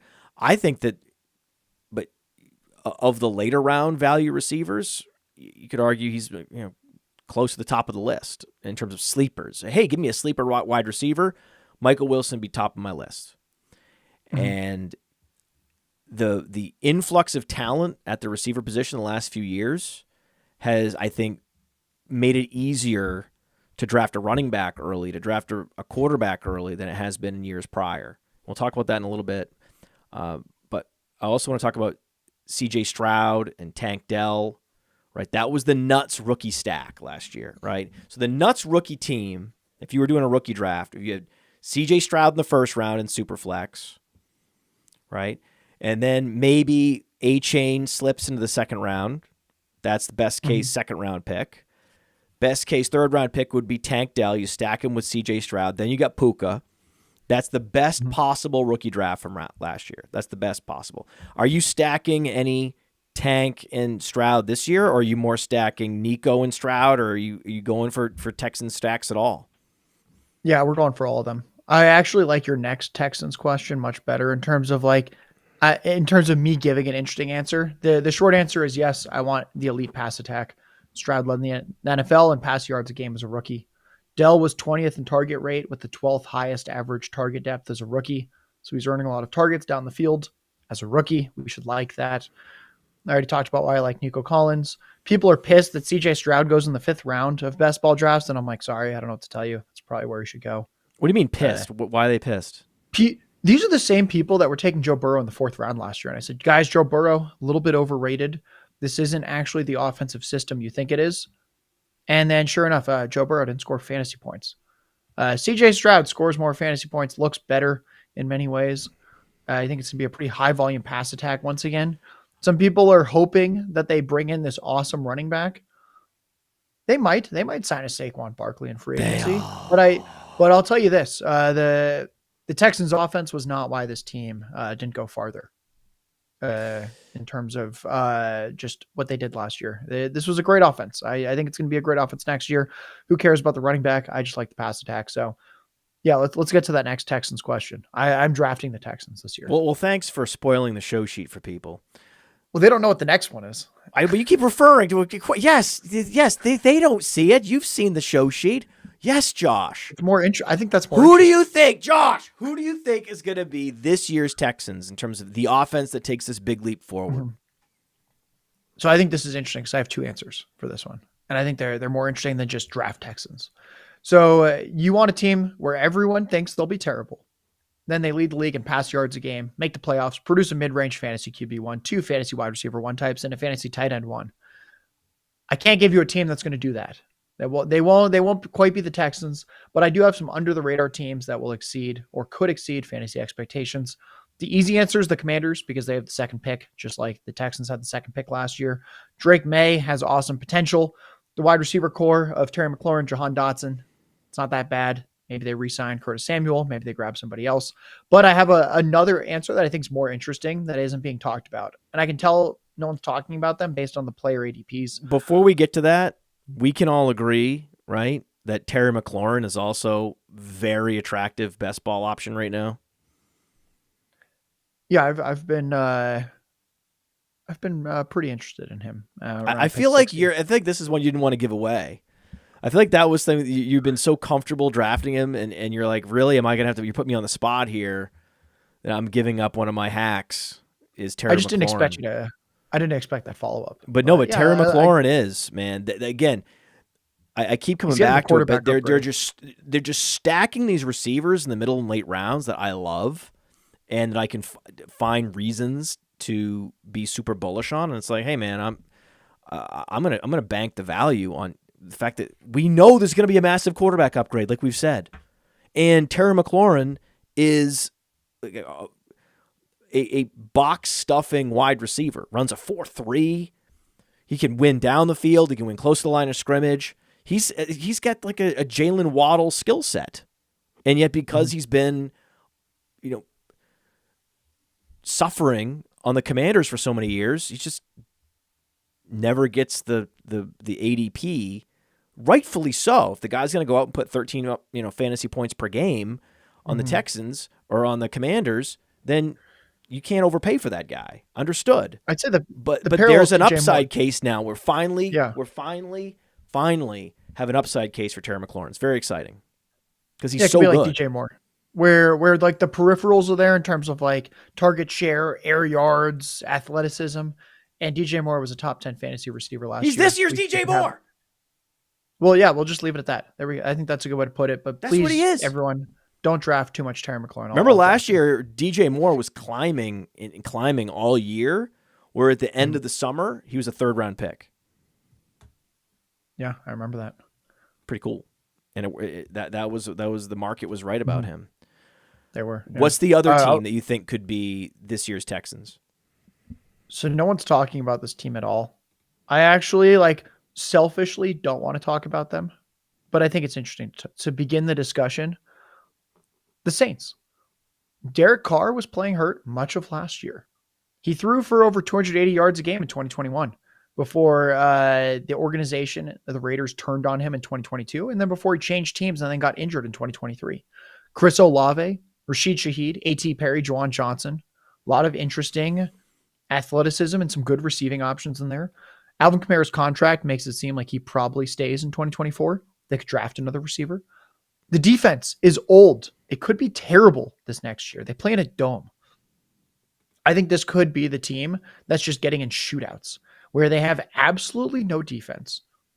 We've seen Derek Carr with a bad defense in 2021 on the Raiders, and he was awesome, over 280 yards a game. Not that necessarily Carr himself was scoring all the fantasy points, but I don't know. It could happen. The touchdowns didn't really skew towards him necessarily, but it could happen. And I think there's a lot of factors that would lead me to believe that the Saints offense could just kind of overperform this year, especially compared to where everyone's drafting them. So I have a lot of Olave, a lot of Shaheed. I've got some late round Derek Carr. I like to take A.T. Perry at the end of drafts. Juwan Johnson's pretty interesting.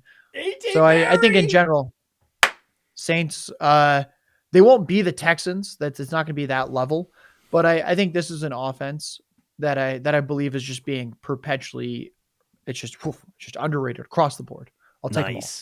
Nice. I like Roschon Johnson and Tajay Spears as late round running backs. Give us a couple other sleepers at running back late. So a guy that goes after Tajay Spears' ADP, Brian Robinson. Yep. Guys, Brian Robinson. We won't talk about him, though. I'll give you two more names. Jaylen Warren at pick 97. Arthur Smith, run-heavy offensive coordinator, run-heavy head coach. Jaylen Warren had the 5th most receptions at the running back position last year. There's contingent value if Najee Harris goes down. He even started over Harris at some times last year. Great. But we'll go much, much later as well. Pick 163 right now, an underdog, Zach Moss. The running back 6 in next-gen stats, rush yards over expected per attempt. There's some chance an NFL team gives him a chance to be the guy on a cheap contract. And Matt, what the worst case? The Colts love him. They want him back. The worst case is he's JT's handcuff at pick 163. You can't get a much more locked in RB1 if the starter goes down than Zach Moss. So Zach Moss, it's not that I love Zach Moss. I love these slug running backs, man.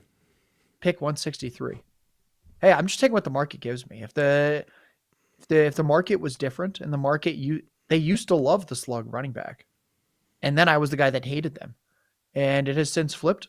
So one injury away from being like a top 6, top 7 fantasy back, Zach Moss. Yeah, we'll take that. Maybe he's a starter somewhere. He could be like Devin Singletary, which would be hilarious given the Bills parallel. Where Singletary goes to the Texans and everyone assumes he sucks and he's behind Dameon Pierce and then he takes over as the starter.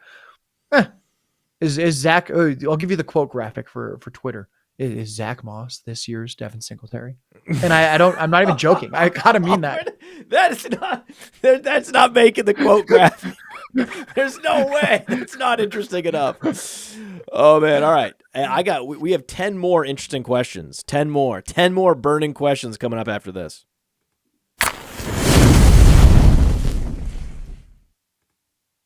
Now, I know many of you are looking for a secret weapon for your Dynasty League, and I have it. It's called the Dynasty Dominator app. You go to the App Store, go to Google Play. It's right there. It's $5 to download, and then every year it's $5 to load the next incoming class of rookies. You can add Superflex, add tight end premium. It's incredible because it allows you to look up players. It allows you to vote on whether a player is a buy, hold, or sell, and then see the market sentiment on that player.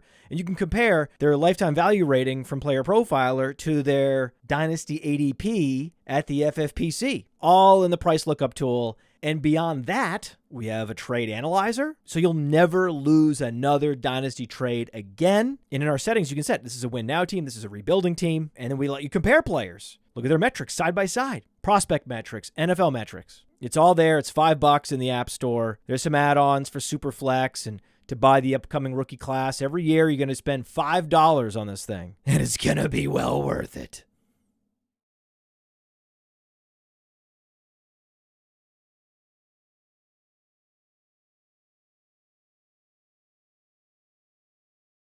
And we're back. Mind of Mansion. Did you take the bathroom break as well? I just took one. I love that it's a video ad now. It gives us that opportunity 2 hours in to the show. We take our quick bathroom break. We come back. Nobody knows it happened until we talk about it. Well, until the screen fades to black and no one's there. Yeah, I didn't want to acknowledge that part, but yeah, I saw that. Yeah, I saw that you left.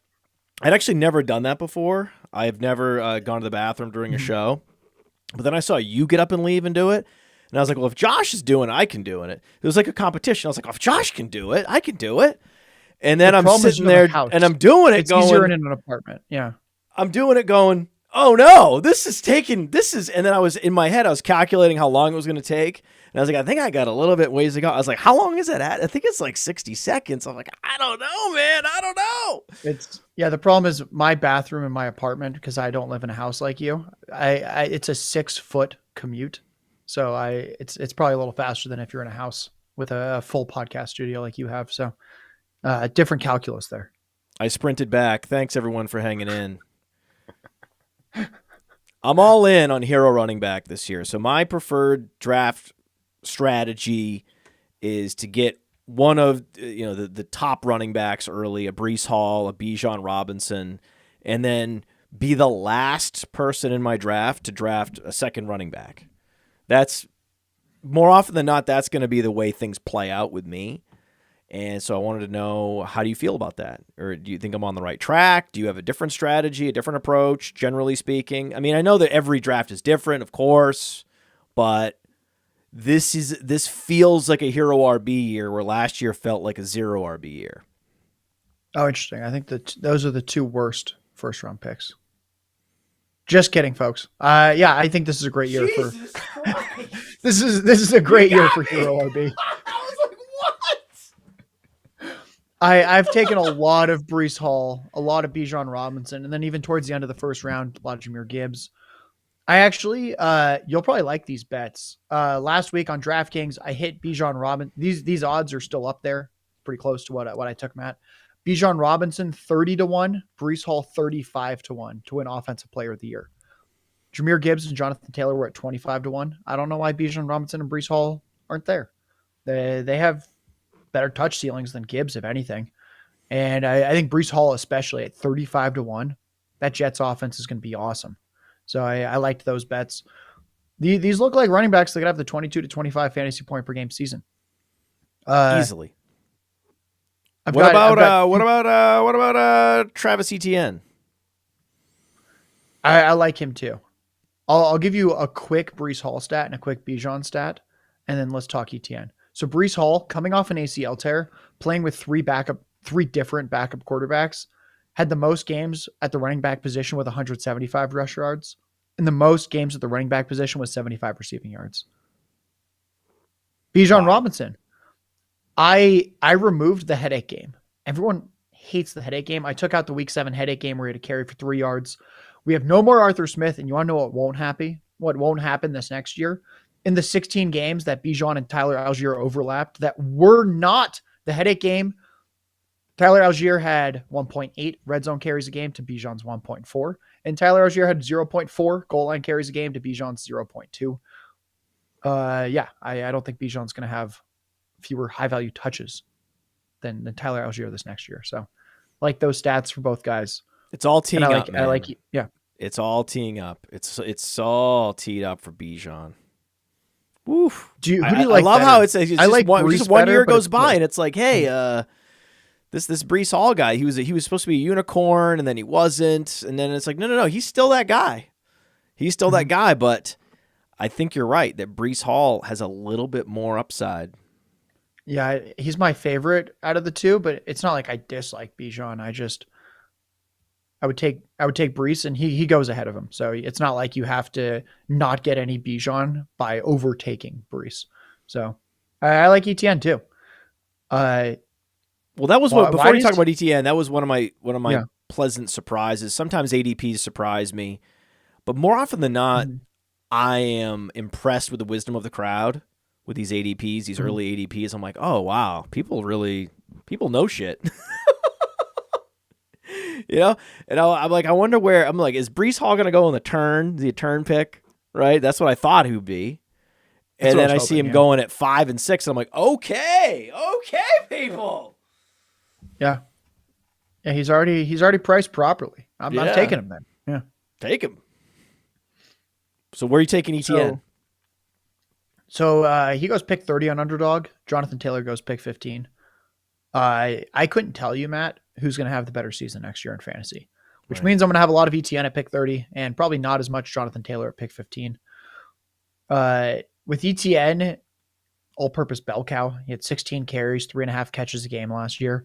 The yards per carry was horrendous, but I think we're probably going to get some natural regression just with how bad that offensive line was, where I don't think it's going to be like a bottom 3 unit like it was last year.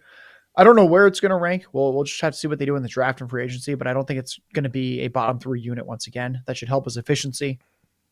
And then you're getting a guy that gets goal line carries, that catches passes, that gets high rush yard, that gets high like rushing volume, and then has the explosiveness to have the rushing yards on top of it. I think we'll talk about some more Jaguars shortly, but I think this whole Jaguars offense right now, very, very, very, very palatable ADPs. What about Calvin Ridley? Oh, he's not a Jaguar, so I don't know. I know. Where do you think he's going to go? Yeah. I couldn't tell you.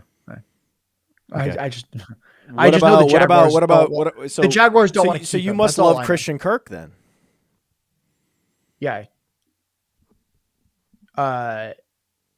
He is my highest exposure best ball pick right now. Yeah. So exactly. Thank you for saying I love Christian Kirk. Yeah. Yeah. He goes in like the 6th round, which is mostly a dead zone for a lot of players. I did a total takedown of JSN on the Dominator. He goes after JSN right now in best ball. What? Yeah. Well, see, there's JSN, an ADP. There's an ADP that's a head scratcher. There are head scratcher ADPs out there. They're not all super sharp. Yeah. That has to flip, right? Right. Well, what's Calvin Ridley's ADP? Before Kirk as well. Yeah. Oh, and before JSN. Yeah. I don't even know where he's gonna be. He wasn't as good as Kirk last year. Yeah, I like Christian Kirk. I don't have much Calvin Ridley. What are we doing? I've done 30 best ball drafts. I have one JSN share out of those 30, and it was just because I thought, you know what, let's see what it feels like to take him, and then I took him and it didn't feel good, so I was like, I'm not going to do that again. Didn't feel good. There's a lot of target competition there, and underwhelming quarterback play. It doesn't make any sense. God, I mean, they're clearly going to backfill Ridley. We know that. Yeah. The question is with who? I mean, they could go receiver at pick 17, but the interesting piece is because they have such a need at offensive line, and there's going to be one of the better offensive linemen still available at pick 17. There almost always is every year. I think they're going to be tempted to fix that problem. They have the franchise quarterback that they need to protect. The motivation for Jacksonville. Tell you who I like. The motivation for Jacksonville is going to go offensive line in round 1, and then we'll see what happens in maybe round 2. They go wide receiver. They also need to bolster the defense. So it's interesting. Yeah. It's interesting to see maybe they dip into free agency for a wide receiver. So my second highest best ball exposure is Marquise Brown. He could be in Jacksonville. I love Marquise Brown. My favorite sneaky potential stack is when you get Christian Kirk in the 60s with your pick. You get Trevor Lawrence. You quote unquote like reach on Trevor Lawrence to secure the stack and take him in the 90s. And then in the early hundreds, you take Marquise Brown, whose ADP is 109. High target earner anytime he's healthy, great speed. He gets to choose his destination. Why wouldn't he want to play with someone like Trevor Lawrence? And I think Kirk, Marquise Brown, Evan Engram, Travis Etienne, that's a great skill group. And if the O-line is decent, this has the potential to be a top 5 offense. And I cannot stop drafting Kirk and Marquise Brown. Those are my 2 highest receiver exposures at this point by quite a bit. I mean, with Jacksonville, going with wide receivers in free agency paid off. They still got good value on Ridley last year. Like, they didn't pay him much. They paid him like $10 million for a 1-year deal. That was still a good value in what they got back. They got good value on Christian Kirk. So I think that they go right back to the well in free agency, and based on where they're picking in the draft and what their needs are, that is in their best interests to pass on the rookie receivers and to bolster the other areas. We did not talk about this. The audience needs to know that you and I did not share notes on this. This was just a total I mind actually meld wasn't situation. sure. Yeah, I know that we've always been above market on Christian Kirk, but every year's different. The Jags were disappointing. I wasn't sure how you felt. So it's good to know that we're going to be Jags Bulls again this year. I was a Jags Bull last year. Yeah, they didn't hit their win total. They didn't win the division. That all wrecked me. But I'm not going to let that affect how I feel about them this year. People were hurt by them, and then it's like they're still like recovering from last year's Jags. And I think a lot of it was just we got unlucky with it. The signs were there early, then there were a lot of injuries, and it just didn't happen. Maybe this year. A few things really triggered people last year with when Billy and I did the Dominator. First one was when we said flat out, Bijan's not a first-round pick. Drafting Bijan in the first round is a sucker move. You need to be drafting wide receiver in those rounds. Like the people that drafted Bijan over CeeDee Lamb, I mean, how much do they regret that pick? Think about that, right? Yeah. So rough. Very rough, right? So we explained that to people, and it triggered them, right? We also explained that Christian Kirk is a better pick in fantasy and just a better receiver than Calvin Ridley. And through the first half of the season, when Christian Kirk was healthy, he was outperforming Calvin Ridley quite easily. Okay, so that was and then the last one that really got people was the Josh Palmer over Quentin Johnston. That was the one that sent people over the edge.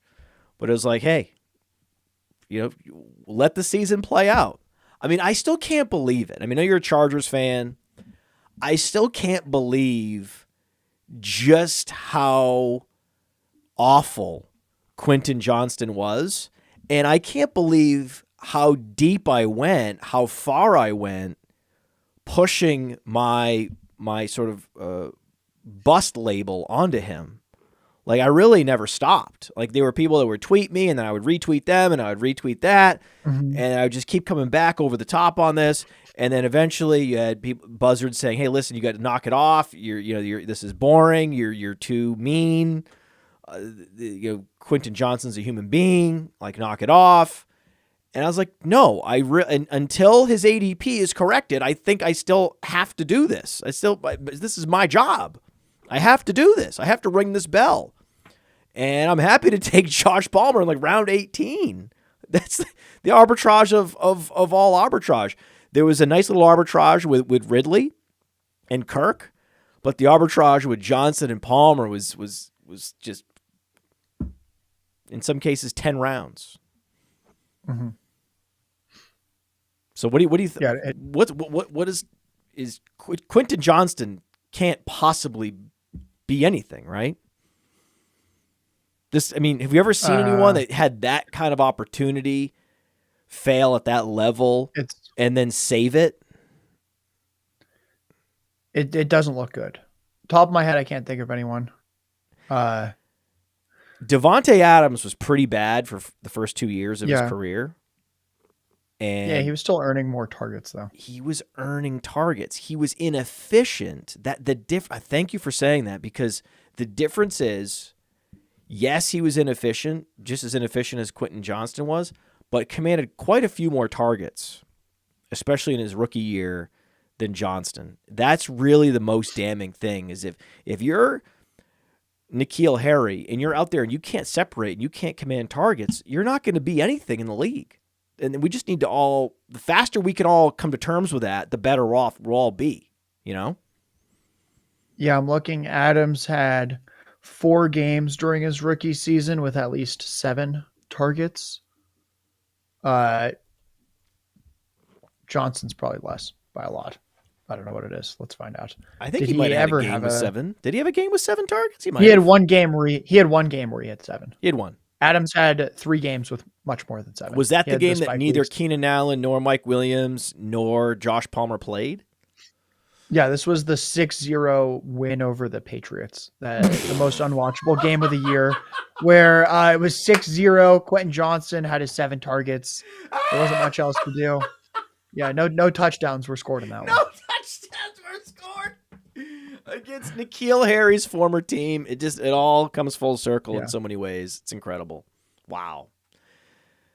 But again, not every call from last year was correct.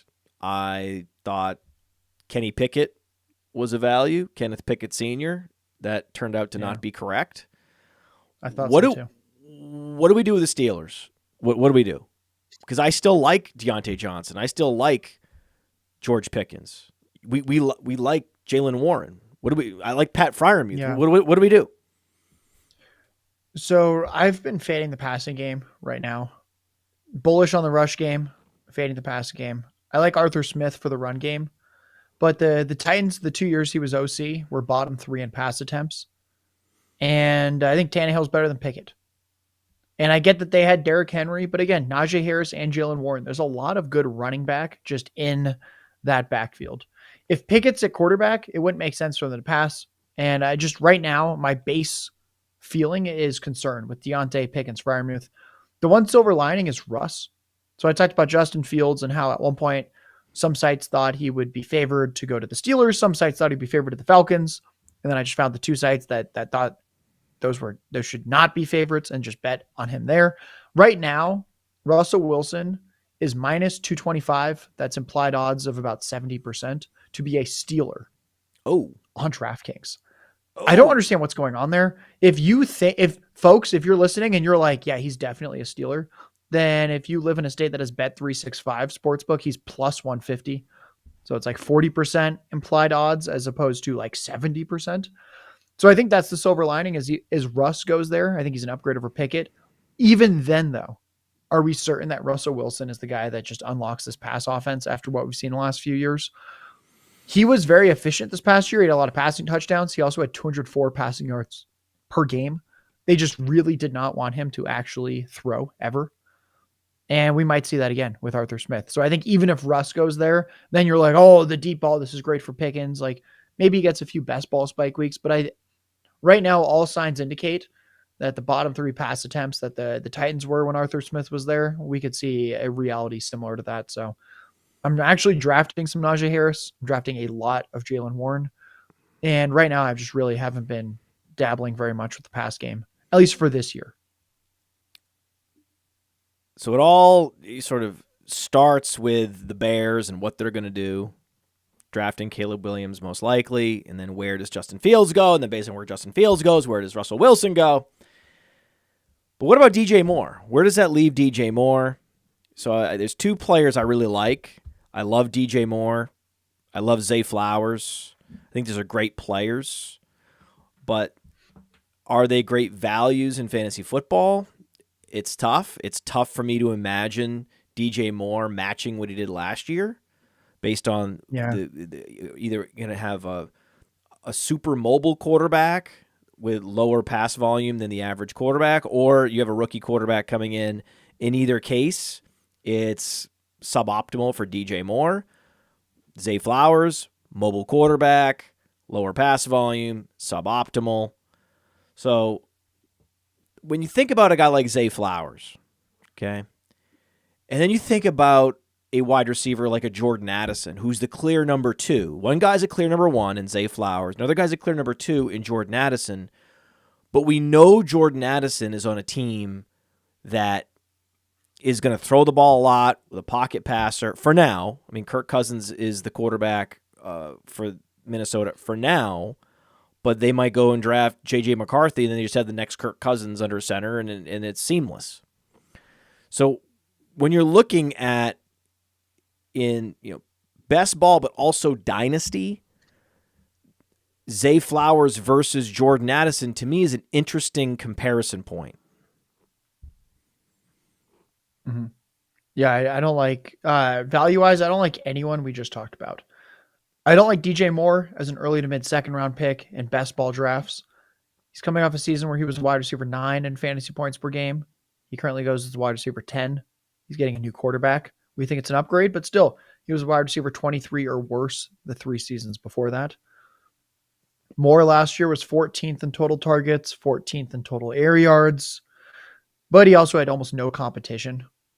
Target-wise, it was just him and Cole Kmet. I think the Bears could very well draft a receiver at 9 to pair with Caleb Williams at 1.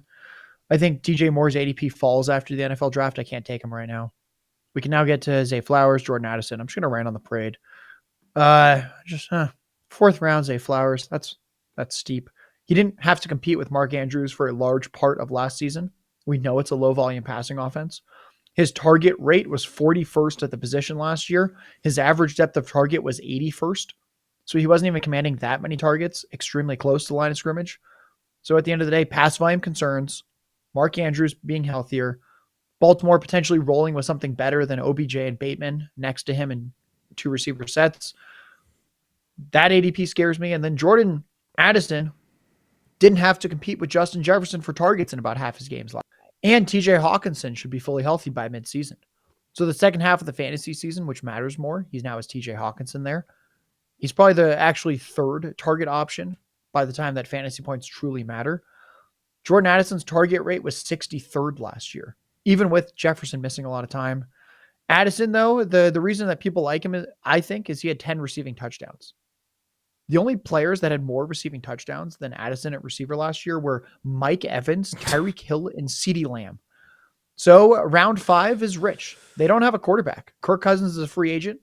Betting markets think he probably goes back to the Vikings. Probably. Yes. But like, what if he doesn't? And then you're like, shit, we've got a rookie quarterback with Justin Jefferson, with TJ Hawkinson and Jordan Addison. I think round 5 is very, very rich for the ADP. And again, Kirk Cousins would, if he's there, he would be coming off the Achilles. I think he's fine, but I don't know. That's at least an uncertainty point. So unfortunately, Matt, I don't like DJ Moore. I don't like Zay Flowers, and I don't like Jordan Addison at their current ADPs. But that's how you would stack them. In terms of ability, DJ Moore, then Zay Flowers, then Jordan Addison, and draft none of them. Yeah, I'd say in terms of true NFL talent, real life talent, that's how I'd have them. Yeah, I'd say DJ Moore, Zay Flowers, Addison. Yeah, can't draft him. Yeah, Jordan Addison. That's the classic case where just on principle, if a guy goes out and scores 10 touchdowns as a rookie, and it's an unsustainable touchdown rate, then you just can't draft him. You can't draft him. Yeah. Period. Yeah, when it's that combined with like a lot of injuries, that's the kickers. The injuries to players we guarantee are better than him, like Justin Jefferson. Now we've talked about Terry McLaurin. We've talked about Travis Etienne. We've talked about Christian Kirk, right? Brian Robinson, Jaylen Warren. These are players that you're drafting a lot of in best ball. Give us one more. Give us one more high exposure play that you want to talk about. So it had been Jayden Reed. His ADP has already risen about half a round. And we're gonna stick with it. It's Jayden Reed. Still. Yeah. So Jayden Reed, people might Jayden Reed alert. People might say, Josh, Matt, you're being hypocritical. You just tore apart Jordan Addison, and Jayden Reed also scored a ton of touchdowns as a rookie. He also scored 10 touchdowns. We don't like that. I'll talk about why I like Jayden Reed, though, because I'm not really going to look at the touchdowns too much for this one. The target rate was super strong as a rookie. He was not a full-time player. He only reached high snap shares in a few games last year, but he was the top target by midseason for Jordan Love. He should be a full-time player after he had such a good rookie season. Jordan Love was number 2 in the NFL in red zone pass attempts. That is not something that you could ever say about the Ravens. So I like that Green Bay wants to throw in the red zone. And that was with Jordan Love in his first season as a starter. It's probably going to happen again this next year. Reed finished in the top 15 in the league in red zone targets as a part-time rookie player. So his touchdowns start to look a little more sustainable. He also had 11 carries for 119 yards and 2 rushing touchdowns. So the team wants to get him the ball. I like this offense in general. I like Jayden Reed in general. And I keep drafting Jayden Reed, even though he's risen to an ADP around pick 50. I think it should be in the mid-40s. Jayden Reed, man. That guy. That guy was actually better than Michael Wilson at the Senior Bowl. He was the best at the Senior Bowl. He was better than even Puka Nacua. I mean, Tank Dell was also awesome, but in a different way. Tank Dell was incredible laterally, whereas Jayden Reed was actually better down the field. He was more of a big play receiver at the Senior Bowl. I mean, those are the two guys, though. It was fascinating to see all the Senior Bowl wide receivers, even some that outplayed Rashee Rice. You know, all of them breaking out. It's incredible.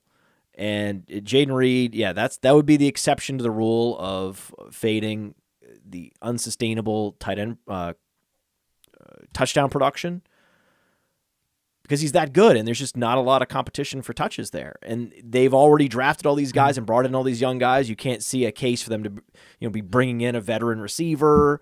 They're not going to sign a Marquise Brown. That's not what the Packers do.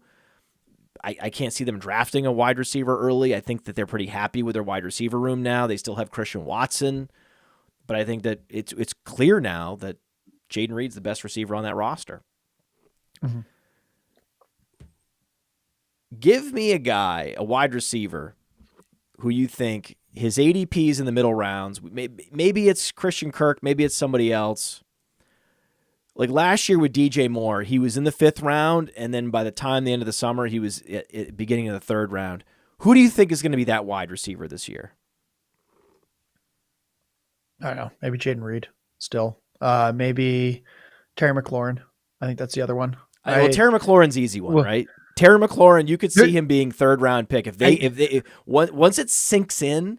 Wait, they have Drake May. Wait. They didn't add a receiver of consequence. Oh wait, who is it?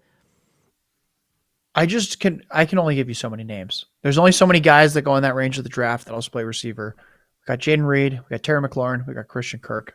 I love that big 3. I love the big 3. Who did you have in mind for this question? Since I've exhausted my receiving options.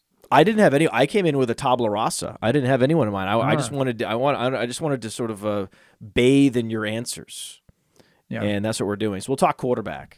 Give us a late round quarterback. Give us your favorite late round quarterback. I've got 2. The first one's gross. The second one you feel a little better about. The first one, Deshaun Watson. The ADP is 152. God, Deshaun Watson sucked last year, didn't he? He was terrible. And then you realize he was a top 10 fantasy quarterback in 3 of his 5 full games. Wow. Was he? Scores fantasy points. I'm not kidding. I used your site. You heard of PlayerProfiler. Great site. You can look at the game logs. They're free advanced game log data. How would anyone not want to use PlayerProfiler.com? That's right. Yeah, Deshaun Watson, top 10 fantasy quarterback in 3 of his 5 full games last year. ADP 152. All in. That one we feel gross though because it's Deshaun Watson. Who do we feel not gross about? A good Christian man with a hot wife, Russell Wilson. Pick 204 with his ADP. I don't see why or how he wouldn't start for a team in 2024. We feel great about Russell Wilson. He doesn't have the character concerns like Deshaun Watson. And he was just the quarterback 12 in fantasy points per game. Player profiler as well for that one. So, yeah. Russell Wilson picked 204 in best ball. It doesn't make sense. And who's a better stack partner? Is it Deontay Johnson or is it George Pickens? I'll just take Deontay. He goes way later. Gotta be Deontay. Yeah. I mean, Pickens is he's a little tough to pull the trigger on right now. The perpetually underrated Deontay Johnson. Yeah, a lot of Pickens production. A lot of his spike weeks came either with Mason Rudolph, who won't be the quarterback next year, or when Deontay was hurt. So that's right. Yeah, that's right. Tough sell. There's a player named Doug Baldwin. Doug Baldwin had a similar game to Deontay Johnson, and Doug Baldwin did very well with Russell Wilson. Yep. Yeah. If Russ is the current favorite to be the Steelers quarterback in some of these betting markets, then yeah, we can't truly hate Deontay right now. Still not drafting a ton of him just because the pass volume scares me a little bit, but in best ball, a quarterback 3 at pick 204, Russ should have a few games. He runs too. So I like Russell Wilson. Yeah. So we're adding Deontay Johnson to the list. Yeah. We're adding all these, again, so much firepower, backing our hero RB strategy, given all these receivers that are available later. It's incredible. Yeah. You just put on a Ciara song. Think about how amazing she is as a musical artist, and then you draft Russell Wilson at pick 204. All right. Give us a late round tight end. I'll give 2. Noah Fant, free agent. History of fantasy tight end 1 production. He goes literally like a pick 200 something. And then the other one, Tyler Conklin, 3 straight seasons with exactly 87 targets and at least 550 receiving yards. He should actually play with Aaron Rodgers this year. The guy had 61 catches and 621 receiving yards last year. Those are awesome marks. The Did problem was he really have over 600 yards receiving? It's because he didn't score. Tyler Conklin? Yeah, no one likes him because he didn't score a touchdown. But yeah, 61 catches, 621 receiving yards. He now gets Aaron Rodgers. No touchdown. He could have 65 receptions, 750 yards and 8 touchdowns next year and be like the tight end 5. This could really happen. This could really happen for Tyler Conklin. So I love Tyler Conklin. Tyler Conklin outscoring Brock Bowers next year. Mm-hmm. Yeah. Who is your top truther? Who's the guy you have a stash in Dynasty you're not dropping? So this is a weird one because at first I was like, I can't say this guy. He's too mainstream. And then I thought about it more and I was like, you know what? He counts. Everyone hates him. He goes outside the top 70 receivers in best ball right now, and he still hasn't even turned 24 years old. So I was like, you know what? He qualifies. So he topped 20 fantasy points 3 of his final 5 games during his rookie season. The ADP got steamed up the year after. He was a massive disappointment. He got benched at times during that season. Then last year, he was quietly the wide receiver 31 in total air yards. He was 28th in the NFL in red zone targets. Yet on over 100 total targets, he had only 2 receiving touchdowns. So that's not good. He was top 15 in the league in unrealized, or we could just call them empty air yards. Top 15. He played with 5 different quarterbacks last year. That was the record last year for receivers. 5 different quarterbacks. He starts in 2 receiver sets. He's the top receiving option on his team, turns 30 this offseason. Round 2 draft capital. He'll play the entire 2024 season at 24 years old in a contract year. We're not going to give up yet on Elijah Moore. That's it. I was like, at the last minute, I was like, it's gotta be a Brown. There were 5 quarterbacks that played for the Browns last year. Absolutely. Yeah, yes, it's Elijah Moore. Yeah, Elijah Moore's a great. You don't think that's a worthy of? No, more so status? like he's too mainstream almost. It's you think he's too mainstream? Yeah, I think some people might say that's too mainstream. But then when you look, it's like everyone's left him for dead. It feels gross, but like, sorry guys, I'm taking Deshaun Watson in the 150s, and then I stack him with Elijah Moore in the 170s, and I call it a day. He put up career high for yards last year, right? We talked about over 1,100 air yards. He had over 100 targets, and he was buried by quarterback play. And Amari Cooper is going to be another year older. Yeah. These Watson-Moore stacks, back to the well with the Watson-Moore stacks in best ball and truthering for Elijah Moore in Dynasty. Why not, man? Why not? Phenomenal talent at Mississippi, 42% Dominator rating in the SEC. I respect the hell out of that. Guess who else took 4 years to break out? His best comparable, Tyler Lockett. Yeah, I could see that, yeah. Now give us a bold prediction. Get us out of here. We've talked about player takes. You know I'm a team guy. I like looking at team situations. This is a team take for 2024. Last year, betting markets pegged this team as the most likely team to finish last in their division. Instead, they scored the 12th most points in the league, and they allowed the 10th fewest on defense. Yet all season long, it felt like the defense underperformed. They were actually the only team, in fact, to allow Bryce Young to reach 250 passing yards in a game. They actually let him throw for over 300 against them. That was disappointing. A lot of letdown performances on defense. Still top 10 unit. On offense, they had the youngest group of quarterback and skill players in the league. Basically, everyone on offense is returning. Their quarterback just finished second in the NFL in passing touchdowns, despite a wide receiver and tight end core that was constantly injured throughout 2023.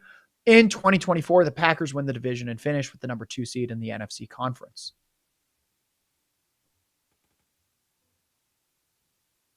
From the Podfather to you, I deeply appreciate you tuning in. And many ask, what can I do? What can I do to help support the hosts, the research they do, the production costs? Go to PlayerProfiler.com, Dynasty Deluxe, World Famous Draft Kit, Rankings, DFS Dominator, and of course, data analysis. Subscribe to any one of those, and you support all of us and take Player Profiler to the moon.